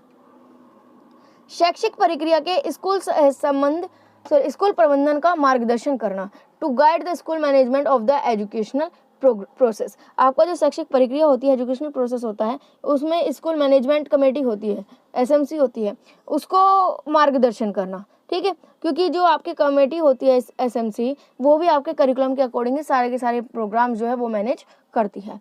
नेक्स्ट है to assist the teachers in arranging various co curricular activities. Teachers को को करिकुलर एक्टिविटीज़ को ऑर्गेनाइज कराने में, अरेंज कराने में भी मदद करता है आपका करिकुलम, क्योंकि जो आपका करिकुलम होगा उसी के अकॉर्डिंग जो टीचर्स होंगे वो आपके एक्स्ट्रा करिकुलर एक्टिविटीज़ को ऑर्गेनाइज कराएंगे, मैनेज करेंगे। टू यूज़ टाइम इफेक्टिवली, आपके समय को इफेक्टिवली प्रभावी ढंग से यूज़ करने के लिए भी एक करिकुलम की ज़रूरत होती है। इसका आप एक एग्जांपल लेकर चल सकते हैं कि देखिए अगर आपके पास पहले से प्लानिंग होगी कि हमें क्या करना है, कैसे करना है, तो आप बिना टाइम वेस्ट करे अच्छी तरीके से आप उस काम को कर सकते हैं। लेकिन अगर आपको पहले यही नहीं पता कि हमें क्या पढ़ना है, कैसे पढ़ना है, तो आप आधा टाइम तो यही सोचने में वेस्ट कर देंगे कि हम क्या पढ़ें, फिर ये सोच रहे हैं हमें कि हमें कैसे पढ़ाया जाना चाहिए। नेक्स्ट है to guide and assist examination and evaluation system. आपका एग्जामिनेशन सिस्टम कैसे होना चाहिए, ठीक है, कब कब एग्जाम्स होने चाहिए, इवेल्यूएशन बच्चों का कब होना चाहिए, कैसा होना चाहिए, इन सब को असिस्ट करने के लिए, इन सब में मदद करने के लिए भी करिकुलम जो है अपनी हेल्प करता है। करिकुलम का ये उद्देश्य होता है। To help the teacher in establishing discipline in the class, teachers class में डिसिप्लिन मेंटेन रखे, इसके ये भी एक उद्देश्य होता है करिकुलम का। To assist the teacher in selection of teaching methods and techniques, teachers के लिए टीचिंग मेथड्स को, टेक्निक्स को यूज़ करना, उनको सिलेक्ट करने में भी जो करिकुलम है वो मदद करता है। अब ये आप देख सकते हैं यहाँ पर वेरियस टाइप्स ऑफ करिकुलम, जो आपका करिकुलम होता है ये भी कई प्रकार का होता है, ठीक है। इसमें आप सभी के टाइप्स के नाम याद रखेंगे, ठीक है। हर एक करिकुलम के बारे में आप थोड़ा थोड़ा एक एक दो दो लाइन में जान लेंगे। इनमें से कौन सा इंपॉर्टेंट है वो मैं आपको बता दूंगी। देखते हैं, पहला आता है कोर करिकुलम, कोर पाठ्यक्रम। कोर करिकुलम क्या होता है, ये आपका होता है मेन कंपलसरी सब्जेक्ट्स भी आप इनको कह सकते हैं। आपने देखा होगा बीएड में आपके दो तरह के सब्जेक्ट होते हैं, एक तो पेडागोजी सब्जेक्ट होता है, पेडागोजी में आपको ऑप्शंस मिल जाते हैं, आपकी क्या एबिलिटी है उसके अकॉर्डिंग आप सिलेक्ट करते हैं। दूसरे कुछ सब्जेक्ट्स आपके कोर करिकुलम होता है, सीसी आपने सुना होगा नाम, ठीक है, तो वो आपके कंपलसरी सब्जेक्ट्स होते हैं जो सभी के लिए ज़रूरी होते हैं। नेक्स्ट आता है एक्टिविटीज़ करिकुलम, ठीक है, मतलब गतिविधियों का पाठ्यक्रम की कौन कौन सी गतिविधि, कौन कौन सी एक्टिविटी होनी चाहिए। इसी के तरीके से ये जो बहुत सारे वेरियस टाइप्स ऑफ करिकुलम हैं, इनको आप थोड़ा सा देख लीजिएगा, पढ़ लीजिएगा, और इनके बारे में अगर हम इम्पोर्टेंट की बात करें तो इसमें कुछ कुछ इम्पोर्टेंट है जो कि आप थोड़ा सा ध्यान से देखिएगा, ठीक है। उनमें आपका इम्पोर्टेंट में आ जाता है, एक तो आपका कोर करिकुलम ही इम्पोर्टेंट हो जाता है, ठीक है। इसके बाद नेक्स्ट आपका इम्पोर्टेंट आ जाता है integrated curriculum, child centred curriculum, interdisciplinary curriculum. ये दो तीन करिकुलम आपके थोड़े से इंपॉर्टेंट है, वेरी शॉर्ट क्वेश्चन में पूछे जा सकते हैं, तो इनकी एक एक दो दो लाइन में आप कर लीजिएगा। यहाँ पर थोड़ा फास्ट रिवीजन चल रहा है, इन्हीं के बारे में मैंने एक एक डिटेल में अलग अलग टॉपिक को कराया हुआ है, ठीक है। अलग अलग टॉपिक को वहाँ पर पूरी प्लेलिस्ट का लिंक आपको नीचे डिस्क्रिप्शन में मिल जाएगा, वहाँ जाकर आप अलग अलग टॉपिक वाइज जो वीडियोज़ हैं उनको देख सकते हैं डिटेल में। अब नेक्स्ट टॉपिक आ जाता है आपका बेसिस ऑफ करिकुलम कंस्ट्रक्शंस। आप कोई भी करिकुलम को बनाते हैं, जो करिकुलम को बनाने वाली कमेटी होती है, अब करिकुलम को बनाने के क्या आधार हैं, किस आधार पर करिकुलम का निर्माण किया जाता है, किस आधार पर पाठ्यक्रम को बनाया जाता है, किस आधार पर ये डिसाइड किया जाता है कि किस बच्चे को कौन सा लेसन पढ़ाना है, कौन सा सब्जेक्ट पढ़ाना है, किस एज में पढ़ाना है, क्या करना है, क्या एक्टिविटीज़ करनी है, क्या टीचिंग मेथड्स होने हैं, वो एवरीथिंग ये किस आधार पर होता है, ये यहाँ पर हम बात करेंगे। तो जो करिकुलम कंस्ट्रक्शन के बेसिस होते हैं वो कुछ बेस होते हैं आपके सामने है। पहला होता है फिलोसफिकल बेस, यानी कि दार्शनिक आधार। दार्शनिक आपका दर्शन क्या है, आपके विचार क्या है, उसी के अकॉर्डिंग भी आपका करिकुलम जो है वो बनता है। दार्शनिक आधार में फिलोसफिकल बेस में आपके कुछ फिलोसफिकल आ जाते हैं, जैसे आइडियलिज्म, रियलिज्म, प्रैग्मेटिज्म, नेचुरलिज्म। इन सभी के बारे में आपने फर्स्ट ईयर में पढ़ा ही होगा। इनके किस तरीके से करिकुलम पर बेस्ड होता है या करिकुलम किस तरह से इन पर बेस्ड होता है, ये हम आज की इस वीडियो में देखने वाले हैं आगे चलकर। नेक्स्ट आपका बेस होता है सोशियोलॉजिकल, यानी कि समाजशास्त्रीय अधिकार आधार। किस समाज में क्या ज़रूरत होती है उसके आधार पर आपका करिकुलम बनाया जाता है। देखिए, हर एक समाज की, हर एक सोसाइटी की अपनी ज़रूरत होती है, और उन्हीं की ज़रूरतों को, उन्हीं की रीति रिवाज परंपराओं को ध्यान में रखकर ही क्या है हमारे करिकुलम का निर्माण होता है। साइंटिफिक आधार, वैज्ञानिक आधार भी एक होता है कि भाई साइंटिफिक वे में क्या क्या चीज़ें आपको पढ़ानी ज़रूरी है। कल्चरल बेसिस, आपकी संस्कृति क्या कहती है, उस संस्कृति के आधार पर भी आपका करिकुलम का निर्माण होता है। हिस्टोरिकल बेसिस, यानी कि ऐतिहासिक आधार कि आपका इतिहास कैसा है, उसके आधार पर भी आपको करिकुलम का निर्माण होता है। और साइकोलॉजिकल बेस, यानी कि मनोवैज्ञानिक आधार। मनोविज्ञान में हम ये जानते हैं कि कौन सा बच्चा किस एज में क्या एबिलिटी रखता है, ठीक है, किस बच्चे के लिए क्या ज़रूरी होती है, क्या बच्चे की साइकोलॉजी होती है, तो उसके आधार पर भी हम बच्चों की ज़रूरतों के अनुसार अपने करिकुलम का जो है कंस्ट्रक्शन करते हैं। यहाँ पर हम ये अभी बाद में देखेंगे, पहले बेसिस को ही देख लेते हैं थोड़ा सा। ये देखिए, यहाँ पर है आपका करिकुलम का फिलोसफिकल बेस या पाठ्यक्रम के दार्शनिक आधार। उसमें सबसे पहले है आदर्शवाद के अनुसार पाठ्यक्रम। देखिए, जो आपके जितने भी इज्म हुए थे, जितने भी आपके फिलोसफिकल इज्म थे, आपके वाद थे, उन सभी ने अपने अपने अनुसार बताया था कि एजुकेशन किस तरह की होनी चाहिए, कैसे एजुकेशन सिस्टम होना चाहिए। तो उन्होंने बताया था कि बच्चों को क्या क्या पढ़ाया जाना चाहिए। वही बात हम यहाँ पर करेंगे कि जो आदर्शवाद दर्शन है, ये सबसे पुराना स्कूल है, ठीक है, जिसमें सकारात्मक शिक्षा, पुस्तक ज्ञान, सहज ज्ञान, आत्मानुशासन, चरित्र निर्माण, मानव आध्यात्मिक मूल्य और उच्चीकरण आदि पर जोर दिया जाता है। आदर्शवाद के अनुसार इन सब्जेक्ट्स को ज़्यादा महत्व दिया गया था कि बच्चों को इन सब्जेक्ट को शामिल किया जाना चाहिए। जैसे आपकी भाषा में हिंदी हो जाए, साहित्य, इतिहास, भूगोल, गणित, विज्ञान, इन सब्जेक्ट को जो है शामिल किया जाना चाहिए। और साथ ही साथ ये भी कहा गया है कि कुछ और सब्जेक्ट्स भी अलग से आपके करिकुलम में ऐड होने चाहिए, जैसे कि आपके आर्ट्स हो गया, कला, शैश्वर पाठ, संगीत, शायरी, नैतिक धर्म और धार्मिक शिक्षा, राजनीतिक और सामाजिक शिक्षा, योग शिक्षा, शारीरिक शिक्षा, ध्यान, प्रख्यात व्यक्तित्व की आत्मकथाएं। तो इस तरह से क्या है, आइडियलिज्म ने कहा था कि भाई हमारा यह करिकुलम होना चाहिए। उसी तरीके से आपका जो नेचुरलिज्म है, आपका नेचुरलिज्म ने भी कहा था कि आपका किस किस तरीके का जो करिकुलम है वो होना चाहिए। आप यहाँ पर देख सकते हैं कि प्रकृतिवाद ने छात्रों को उनके स्वभाव और रुचि के अनुसार शिक्षित करने के लिए कहा था। उन्होंने कहा था कि प्राकृतिक में अधिकतम स्वतंत्रता प्रदान करें, किताबी ज्ञान को इतना ज़्यादा फोकस ना करे बल्कि रियल नॉलेज को फोकस करे, बच्चे को प्रकृति में स्वतंत्र छोड़ दे और वो खुद ही चीज़ों को अपने एक्सपीरियंस के माध्यम से चीज़ों को सीख जाएंगे।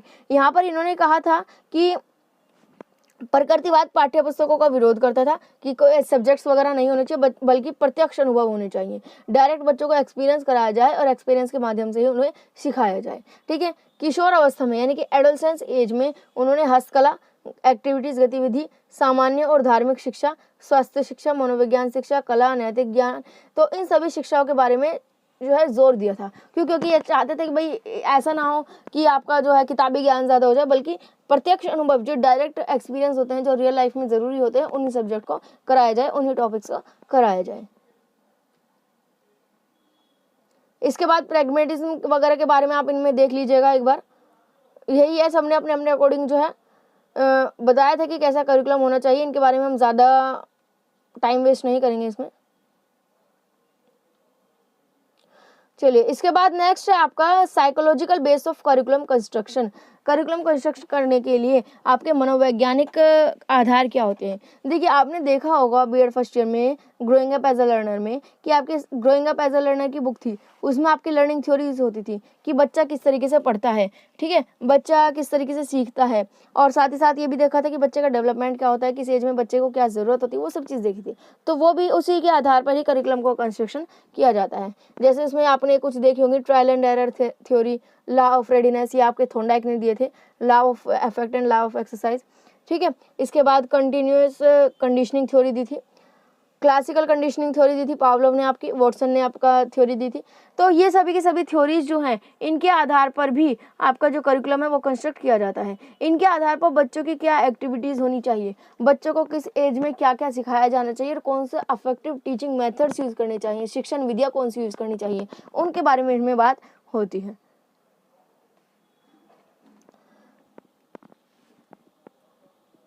ये आप पढ़ लीजिएगा, सारा कुछ आपको जो है मिल जाएगा वेबसाइट पर। इसके बाद नेक्स्ट टॉपिक आता है, इंपॉर्टेंट टॉपिक है, लॉन्ग क्वेश्चन आपका इससे बन सकता है, डेवलपमेंट ऑफ करिकुलम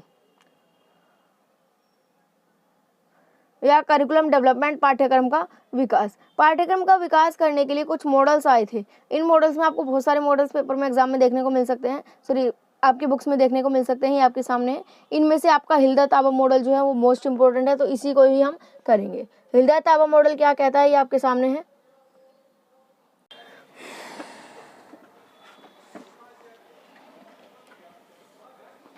तो यहाँ पर अब हम बात करेंगे हिल्दा ताबा मॉडल के बारे में।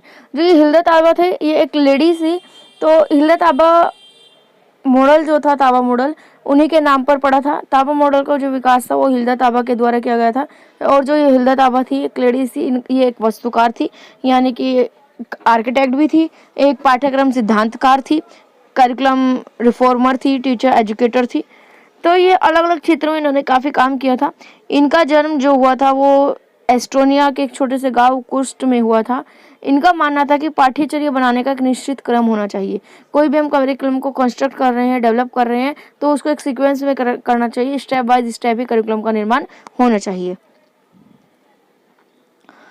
कुछ स्पेशल कैरेक्टरिस्टिक्स है ताबा मॉडल की, कि जो ताबा मॉडल था ये आपका आगमनात्मक दृष्टिकोण पर है, इंडक्टिव अप्रोच पर है। ताबा मॉडल शिक्षक दृष्टिकोण है, टीचर्स अप्रोच है, कि टीचर्स की क्या अप्रोच होती है। ताबा का मानना है कि शिक्षक छात्रों की ज़रूरत के बारे में जानना आवश्यक है, इसीलिए उन्हें पाठ्यक्रम विकसित करने के लिए एक होना चाहिए। इन्होंने कहा कि जो स्टूडेंट्स होते हैं उनकी क्या ज़रूरत है, क्या नीड्स है, टीचर्स की क्या ज़रूरत है, ये जानना ज़रूरी है। इसलिए जब भी करिकुलम को कंस्ट्रक्ट करें तो टीचर्स की हेल्प ज़रूर ले, उनकी राय ज़रूर ले। यहाँ पर ताबा मॉडल ने 7 स्टेप्स बताए थे, जैसे अभी भी ऊपर बताए थे कि भाई किसी भी करिकुलम को कंस्ट्रक्ट करने के लिए स्टेप बाय स्टेप एक सीक्वेंस में ही काम करना चाहिए। तो ताबा मॉडल ने 7 स्टेप्स दिए थे। सबसे पहला है diagnosis of learners need and expectations of the larger society. सीखने वाले की ज़रूरत और बड़े समाज की अपेक्षाओं का निदान करना। मतलब हम ये जानना ज़रूरी है कि जो भी लर्नर्स हैं उनकी क्या नीड्स है, जो हमारी सोसाइटी है उसकी क्या एक्सपेक्टेशंस है। एक सोसाइटी अपने समाज जो होती है वो अपने स्कूल से एक्सपेक्टेशंस रखती है कि जब बच्चा हमारा शिक्षा को, एजुकेशन को प्राप्त कर ले तो वो आगे चलकर एक ऐसा इंसान बने। कुछ ना कुछ एक्सपेक्टेशंस होती ही है ना कि एजुकेशन ऐसी होनी चाहिए, ऐसी नहीं होनी चाहिए। तो सबसे पहला काम तो यही होता है करिकुलम को बनाने का कि पहले बच्चों की क्या ज़रूरत है, सोसाइटी के क्या एक्सपेक्टेशंस है, इनको डायग्नोज करें, इनका निदान करें। ठीक है। सेकंड स्टेप पर आता है फॉर्मुलेशन ऑफ लर्निंग ऑब्जेक्टिव्स। सीखने के उद्देश्य का निरूपण करना। मतलब हम लर्निंग के क्या ऑब्जेक्टिव्स हैं, क्या उद्देश्य हैं, ये निश्चित करना। इसके बाद है सिलेक्शन ऑफ लर्निंग कंटेंट। शिक्षण सामग्री का चयन करना। अब जब हमने उद्देश्य को जान लिया कि हमारे क्या क्या ऑब्जेक्टिव्स हैं, ऑब्जेक्टिव्स के अकॉर्डिंग ही हम लर्निंग कंटेंट को सिलेक्ट कर लेते हैं कि क्या क्या मटेरियल हमें पढ़ाना है। इसके बाद ऑर्गेनाइजेशन ऑफ लर्निंग कंटेंट। जो लर्निंग कंटेंट हमने सिलेक्ट किया है कि हाँ बच्चों को ये टॉपिक पढ़ाना है, उस टॉपिक को ऑर्गेनाइज करना। उस टॉपिक को ऑर्गेनाइज करना भी तो ज़रूरी है ना, उसका नोट्स बनाना, उसके बुक्स बनाना, उन चीज़ों को ऑर्गेनाइज करना भी ज़रूरी है। इसके बाद है सिलेक्शन ऑफ लर्निंग एक्सपीरियंस। सीखने के अनुभवों का चयन करना कि हम क्या चाहते हैं कि बच्चों को सीखने से क्या अनुभव प्राप्त हो, क्या एक्सपीरियंस मिले, और उन अनुभव के अनुसार उन अनुभव को पूरा करने के लिए, उन उद्देश्यों को पूरा करने के लिए लर्निंग एक्टिविटीज़ को ऑर्गेनाइज करना। हम ये चाहते हैं कि बच्चा जो है वो अच्छी चीज़ों को सीखे, ठीक है, उनको अच्छी एक्सपीरियंस मिले, तो उन्हीं एक्सपीरियंस के अनुसार जो है अपनी लर्निंग एक्टिविटीज़ को सिलेक्ट करना, ऑर्गेनाइज करना। लास्ट स्टेप, 7th स्टेप आ जाता है determination of what to evaluate and the meaning of doing it. क्या मूल्यांकन करना है, इसे करने के क्या क्या साधन होते हैं, इसका निर्धारण करना कि एज अ टीचर बच्चों में क्या क्या, किस चीज़ का, किस गुण का मूल्यांकन होना चाहिए, किन किन क्वालिटीज़ को असेस करना चाहिए, और उनको असेसमेंट करने के लिए, उनका इवेल्युएशन करने के लिए कौन कौन से साधन, कौन कौन से मीन्स होने चाहिए, कोई से डिवाइस होने चाहिए या कोई सा टीचिंग मेथड्स होने चाहिए, किस तरीके से हम उनको इवेल्युएट कर सकते हैं। तो यहाँ पर आप देख सकते हैं कि एक करिकुलम में बच्चों की ज़रूरत क्या है वहाँ से लेकर और बच्चे के इवैल्यूएशन तक की बात की जाती है। यहाँ पर आपका ये क्लियर हो गया होगा। अब बात आती है कि कक्षा में ताबा मॉडल को यूज़ करने के क्या फ़ायदे हैं, क्या बेनिफिट्स हैं कि अगर हम ताबा मॉडल को क्लासरूम में यूज़ करते हैं, या हम कहें तो ताबा मॉडल के अकॉर्डिंग अगर करिकुलम को कंस्ट्रक्ट किया जाता है तो क्या क्या बेनिफिट्स होते हैं। सबसे पहला है कि gifted students begin thinking of a concept then dive deeper into that concept. प्रतिभाशाली छात्र एक अवधारणा के बारे में सोचना शुरू करते हैं और फिर उस अवधारणा के बारे में गहरा गोता लगाते हैं। इसका मतलब हम कह सकते हैं कि जो प्रतिभाशाली बच्चे होते हैं, गिफ्टेड चिल्ड्रंस होते हैं, उनको ये मौका मिलता है कि वो किसी भी कंसेप्ट के बारे में सोचें और फिर उसके कंसेप्ट के बारे में डिटेल से डीपली स्टडी करें। Focus on open ended questions rather than right and wrong question. जो ताबा मॉडल है ये ओपन एंडेड पर ज़्यादा फोकस करता है, राइट रॉन्ग ट्रू फॉल्स की बजाय open ended question. Open ended question जहाँ पर बच्चों की क्रिएटिविटी दिखे, बच्चे अपनी लैंग्वेज में क्या चाहते हैं, क्या समझ पा रहे हैं, वो चीज़ लिखना। जैसा आपका डिस्क्रिप्टिव एग्जाम्स होता है, डिस्क्रिप्टिव एग्जाम्स को हम ओपन एंडेड क्वेश्चन ही बोल सकते हैं कि आपका जो डिस्क्रिप्टिव एग्जाम्स होता है उसमें आपसे ओपन एंडेड क्वेश्चन ही पूछे जाते हैं, जिसमें आपके क्या व्यूज़ हैं, आपके क्या विचार हैं, ये जानने का मौका मिलता है। तो इसमें बच्चे का एब्स्ट्रैक्ट थिंकिंग ज़्यादा होगी, ठीक है, क्रिएटिव थिंकिंग ज़्यादा होगी। इसके बाद कुछ लिमिटेशंस हैं कि can be difficult for non gifted students to grasp. जो आपके नॉन गिफ्टेड स्टूडेंट्स हैं, जो नॉर्मल स्टूडेंट्स हैं, उनके लिए थोड़ा सा मुश्किल हो जाता है चीज़ों को समझना। Difficult for heterogeneous classroom. जो विषम कक्षाएं होती हैं उनके लिए कठिन होता है। विषम कक्षाएं आप कह सकते हैं जिसमें कि अलग अलग तरीके के बच्चे होते हैं, हर तरह के बच्चे होते हैं, उनके लिए ज़्यादा मुश्किल हो जाता है। ये वहाँ पर ज़्यादा काम करता है जहाँ पर बच्चे काफ़ी हद तक सिमिलर हो। बिल्कुल सिमिलर तो होते नहीं, लेकिन काफ़ी हद तक सिमिलर हो, ज़्यादा अंतर ना हो। Work well for fictions and non fictions may be difficult to easily use in all subjects. जो आपकी कल्पना और गैर कल्पना होती है, यानी कि आप इमेजिन करते हैं, कल्पना करते हैं, फिक्शंस करते हैं और नॉन फिक्शन करते हैं, ये आसानी से मुश्किल सब्जेक्ट्स के लिए मुश्किल हो जाता है। कुछ कुछ सब्जेक्ट्स में कि इनको कैसे ऑर्गेनाइज करा पाएँ। हर सब्जेक्ट के लिए आसान नहीं होता कि आप फिक्शन और नॉन फिक्शन वे में बच्चों को पढ़ा सकें। तो ये तो था मॉडल। इसके बारे में लास्ट टॉपिक आपका आ जाएगा। इसके बाद बीच में कुछ कुछ टॉपिक्स बचे हुए हैं, उनको भी एक बार देखेंगे। पाठ्यक्रम विकास का चरण, stages of curriculum development. Curriculum को डेवलपमेंट करने के लिए कौन कौन से स्टेजेस होनी चाहिए। देखिए वो तो एक पर्टिकुलरली एक मॉडल था, ताबा मॉडल। यहाँ पर हम जनरलाइज बात करेंगे। सभी मॉडल्स के बाद एक जनरलाइज वे क्या होता है, करिकुलम को कंस्ट्रक्ट करने के लिए कौन कौन से स्टेजेस होते हैं। तो सबसे पहले तो काम होता है कि शैक्षिक उद्देश्यों का निरूपण करना, फॉर्मुलेशन एजुकेशनल ऑब्जेक्टिव्स। एजुकेशन के शिक्षा के क्या ऑब्जेक्टिव्स हैं उनको सिलेक्ट करना, उनका बनाना। इसके बाद इन उद्देश्यों को प्राप्त करने के लिए उपयुक्त शिक्षण अनुभवों का निर्णय लेना और चयन करना। इन उद्देश्यों को हम प्राप्त कर सके, उद्देश्यों को प्राप्त करने के लिए कौन से अप्रोप्रिएट लर्निंग एक्सपीरियंस है, ठीक है, तो उनको सिलेक्ट करना, उनके बारे में डिसाइड करना। इन सीखने के अनुभवों को प्रस्तुत करने के लिए सबसे उपयुक्त सामग्री का चयन करना। जो एक्सपीरियंस हम बच्चों को देना चाहते हैं, जो हमने सिलेक्ट किया है, उन एक्सपीरियंस को देने के लिए कंटेंट का मटेरियल को सिलेक्ट करना। चयनित शिक्षण अनुभव और सामग्रियों का आयोजन करना। जो भी टीचिंग मटेरियल कंटेंट हमने सिलेक्ट किया है उनको ऑर्गेनाइज करना। और लास्ट में आ जाता है शैक्षिक उद्देश्यों की प्राप्ति के लिए पाठ्यक्रम का मूल्यांकन करना, इवैल्यूएशन करना एजुकेशन ऑब्जेक्टिव्स को, कि हमने अपने एजुकेशनल ऑब्जेक्टिव्स को सही तरीके से प्राप्त किए या नहीं किए। अब ये जो स्टेप्स हैं यही आपके डिटेल में लिखे हुए हैं, ठीक है। इनको आप एक बार पढ़ लीजिएगा, बिल्कुल आसानी से क्लियर हो जाएंगे। मेन आपको यही बात है कि आप इस चीज़ को समझ लीजिए। इनके बारे में आगे डिटेल से लिखा हुआ है। इंपॉर्टेंट, मोस्ट इंपॉर्टेंट क्वेश्चन है आपका लॉन्ग आंसर टाइप क्वेश्चन में के लिए, ठीक है। तो 5 स्टेप्स होते हैं। 5 स्टेप्स के जरिए ही करिकुलम का कंस्ट्रक्शन होता है। इन्हीं को यहाँ पर हमने डिटेल में बताया हुआ है। अब कुछ कुछ टॉपिक्स आप इनके बीच बीच में से रह गए थे जो कि थोड़ा सा इंपॉर्टेंट आ सकते हैं, तो इन टॉपिक को भी एक बार डिस्कस कर लेंगे।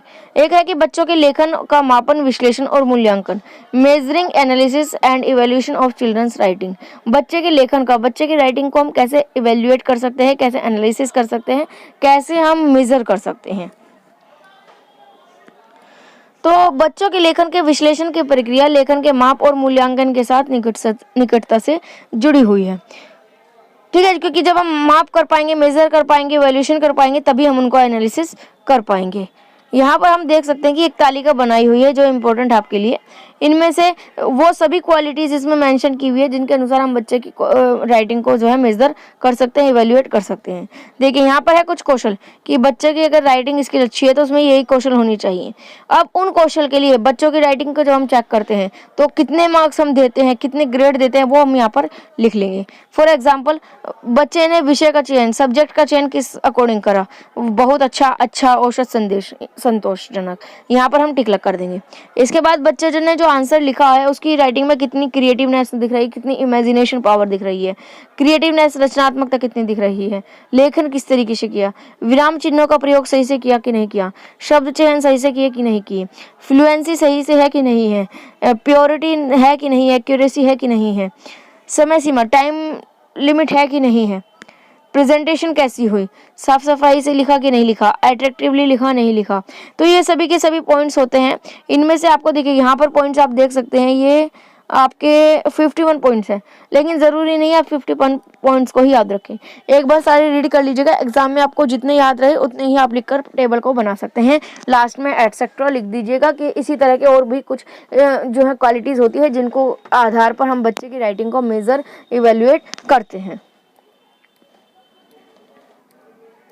इसके बाद एक चीज़ है आपकी पठन की स्कीमा थ्योरी। जब आप रीडिंग करते हैं तो इसकी स्कीमा थ्योरी होती है, पठन की स्कीमा थ्योरी होती है, जो कि थोड़ा सा इंपॉर्टेंट है, शॉर्ट या वेरी शॉर्ट क्वेश्चन में आपका आ सकता है कि schema is affected with the text we read.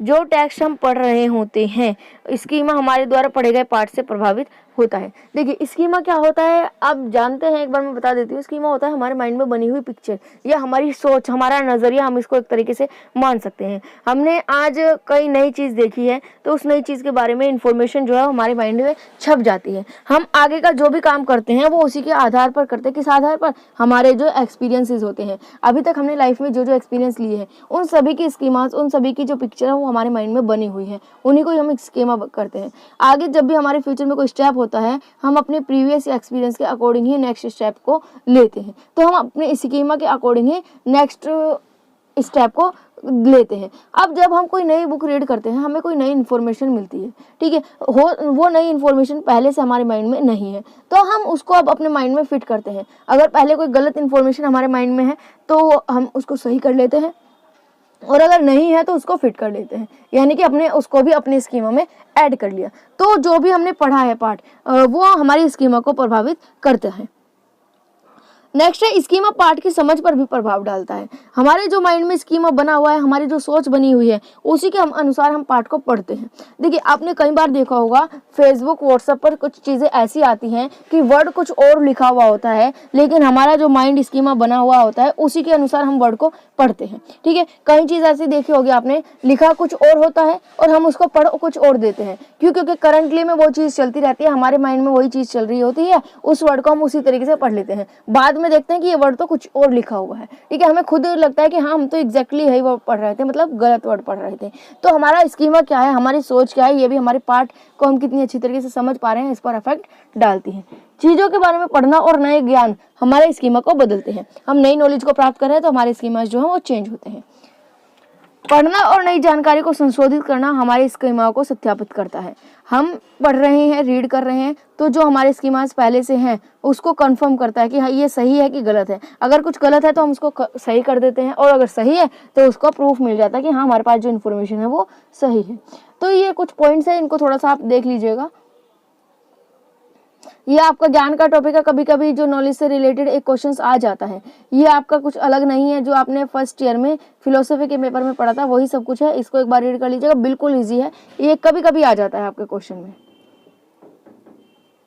अगर आप चाहते हैं कि कंप्लीट पीडीएफ आपको एक साथ मिल जाए तो वो आपको पे करना होगा। उसके लिए आप व्हाट्सएप पर नीचे फ्लैश हो रहा होगा आपको व्हाट्सएप नंबर, वहाँ पर आप कॉन्टैक्ट कर सकते हैं, वहाँ से आपको मिल जाएगा। बाकी आपको सभी के सभी नोट्स जो हैं टॉपिक वाइज तो वेबसाइट पर अवेलेबल हैं, वहाँ से आप डाउनलोड कर सकते हैं, प्रिंट करा सकते हैं, ठीक है। अगर आप चाहते हैं सिर्फ एक ही पीडीएफ में आपको कंप्लीट नोट्स मिल जाए, कंबाइंड नोट मिल जाए, तो उसके लिए आपको पे करना होगा। तो वो आप व्हाट्सएप पर हमें मैसेज करके बोल सकते हैं, वहाँ पर आपको सारा प्रोसेस पता चल जाएगा। अब एक टॉपिक यहाँ पर आपका आता है chronological review on knowledge generation, ज्ञान की पीढ़ी पर कालानुक्रमिक समीक्षा। देखिए, ये क्या है, थोड़ा सा आ जाता है कभी कभी ये क्वेश्चन। आपका जो नॉलेज है ना वो धीरे धीरे डेवलप हुई है, ठीक है। नॉलेज जनरेशन को अलग अलग डिवाइड किया गया। जैसे आपकी जनरेशन होती है धीरे धीरे डेवलप हुई है, उसी तरीके से ज्ञान भी धीरे धीरे डेवलप हुआ है। किस तरीके से डेवलप हुआ है, क्या क्या स्टेजेस आई है, उनके बारे में हम इसमें देखते हैं।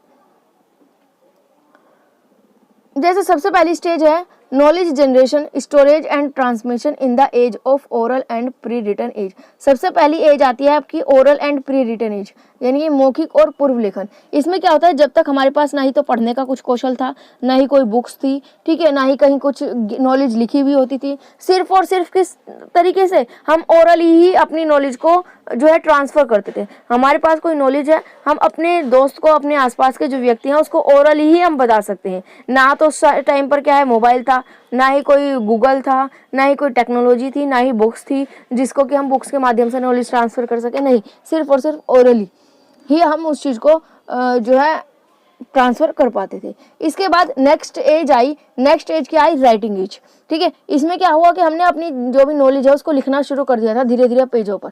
तो हम जो चीज़ एक बार लिख लेते थे उसको हम ज़्यादा लोगों तक पहुंचा सकते थे। इसके बाद आया age print age. Print age, अब चीज़ जो है प्रिंट होने लगी। आपने के मन में जो भी थॉट्स आप उसको प्रिंट करवा सकते हैं, आपकी बुक्स निकलने लगी, ठीक है। तो बुक एज आपका इसको हम कह सकते हैं। तो इसमें क्या है, और ज़्यादा नॉलेज का ट्रांसफर होने लगा, और दूर दूर तक हम अपने थॉट्स को एज अ बुक या बुक के जरिए ज़्यादा लोगों तक पहुंचा सकते हैं।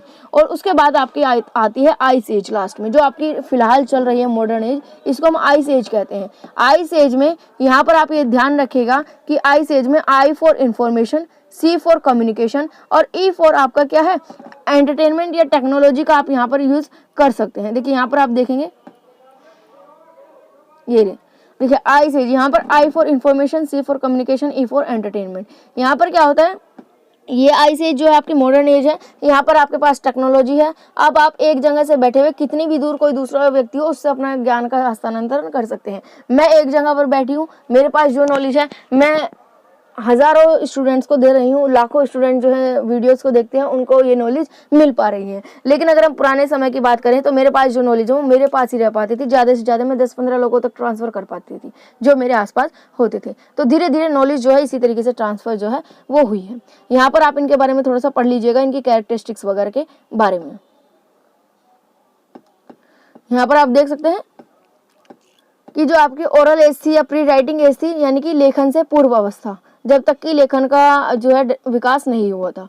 इस एज में क्या होता था कि एक पर्सन से दूसरे पर्सन या एक ग्रुप से दूसरे ग्रुप तक ही हम ओरली या अपने जेस्चर के द्वारा ही अपनी नॉलेज को ट्रांसफर करते थे। लिमिटेड एरिया होता था क्योंकि एक व्यक्ति के पास नॉलेज है वो कहाँ तक जा सकता है, अपने एरिया में ही सिंपल सी बातें रिकॉर्ड अपने एरिया में ट्रांसफर कर सकता था। यहाँ पर ना ही कोई रिकॉर्डिंग होती थी, ना ही ज्ञान की पुष्टि हो पाती थी। क्योंकि देखिए, अगर मेरे पास कोई नॉलेज है, मैंने आपको वो नॉलेज बताई, अभी ना ही तो आप कहीं उसको देख सकते कि ये सही है कि गलत है, बस आपको विश्वास करना होगा कि हाँ सही है। ना ही तो बुक्स थी, ना ही कहीं लिखी हुई होती थी कोई नॉलेज, बस जिसने जो बता दिया वो बता दिया। इसके बाद लेखन युग आया कि अब लेखन का प्रचार होने लगा था। हम अपनी चीज़ों को एक बार लिख कर जो है फिक्स कर सकते थे कि हाँ हमने एक जगह लिख ली कॉपी में, तो वो फिक्स हो जाती थी चीज़ें। उसके बाद प्रिंट होने लगी, बुक्स होने लगी, आसानी से पहुंच होने लगी, अधिक कवरेज होने लगा, ज्ञान जो है इफेक्टिव बनने लगा, उसका संचारण हम स्टोरेज कर सकते थे अपनी नॉलेज को। और पहले हम स्टोरेज कर ही नहीं पाते, कहाँ कर सकते हैं, अपने माइंड में कितनी स्टोरेज कर सकते हैं कर भी। और लास्ट में आपकी आईसी एज आ जाती है, यानी कि आज की इंफॉर्मेशन टेक्नोलॉजी की एज आ जाती है, जहाँ पर टेक्नोलॉजी आप बैठे बैठे कोई भी इंफॉर्मेशन कहीं तक भी पहुँचा सकते हैं। तो इस तरीके से आपका नॉलेज लैंग्वेज एंड करिकुलम का पेपर हो जाता है कंप्लीट। इसकी कंप्लीट पीडीएफ पाने के लिए आप हमें व्हाट्सएप पर जो है मैसेज कर सकते हैं, वहाँ से आपको इन्फॉर्मेशन मिल जाएगी पेमेंट वगैरह की सब। बाकी फ्री में अगर आप चाहते हैं तो फ्री में वेबसाइट पर अपलोडेड है सभी के सभी नोट्स टॉपिक वाइज। वहाँ पर आप जाकर सभी नोट्स की अलग अलग इंडिविजुअली वीडियोज़ भी देख सकते हैं डिटेल में, और टॉपिक्स भी आपको मिल जाएंगे हिंदी में भी और इंग्लिश में भी। वीडियो अच्छी लगी हो, हमारा काम अच्छा लगा हो तो लाइक ज़रूर कीजिएगा, शेयर कीजिए आगे दोस्तों के साथ ज़्यादा से ज़्यादा, ताकि ज़्यादा से ज़्यादा लोगों को मदद मिल सके। और आने वाली सब्जेक्ट्स की जो मैराथन क्लास है उसको देखने के लिए आप चैनल को सब्सक्राइब कर बेल आइकन को प्रेस जरूर कर लीजिएगा, जिससे जब भी मैराथन क्लास अपलोड हो आप तक वो नोटिफिकेशन पहुंच जाए और सबसे पहले उस वीडियो को देख पाएँ बिना मिस करें, और आपकी प्रिपरेशन जो है वो अच्छे से होती रहे। आज के लिए बस इतना ही, मिलेंगे आने वाली वीडियो में। आज के लिए धन्यवाद।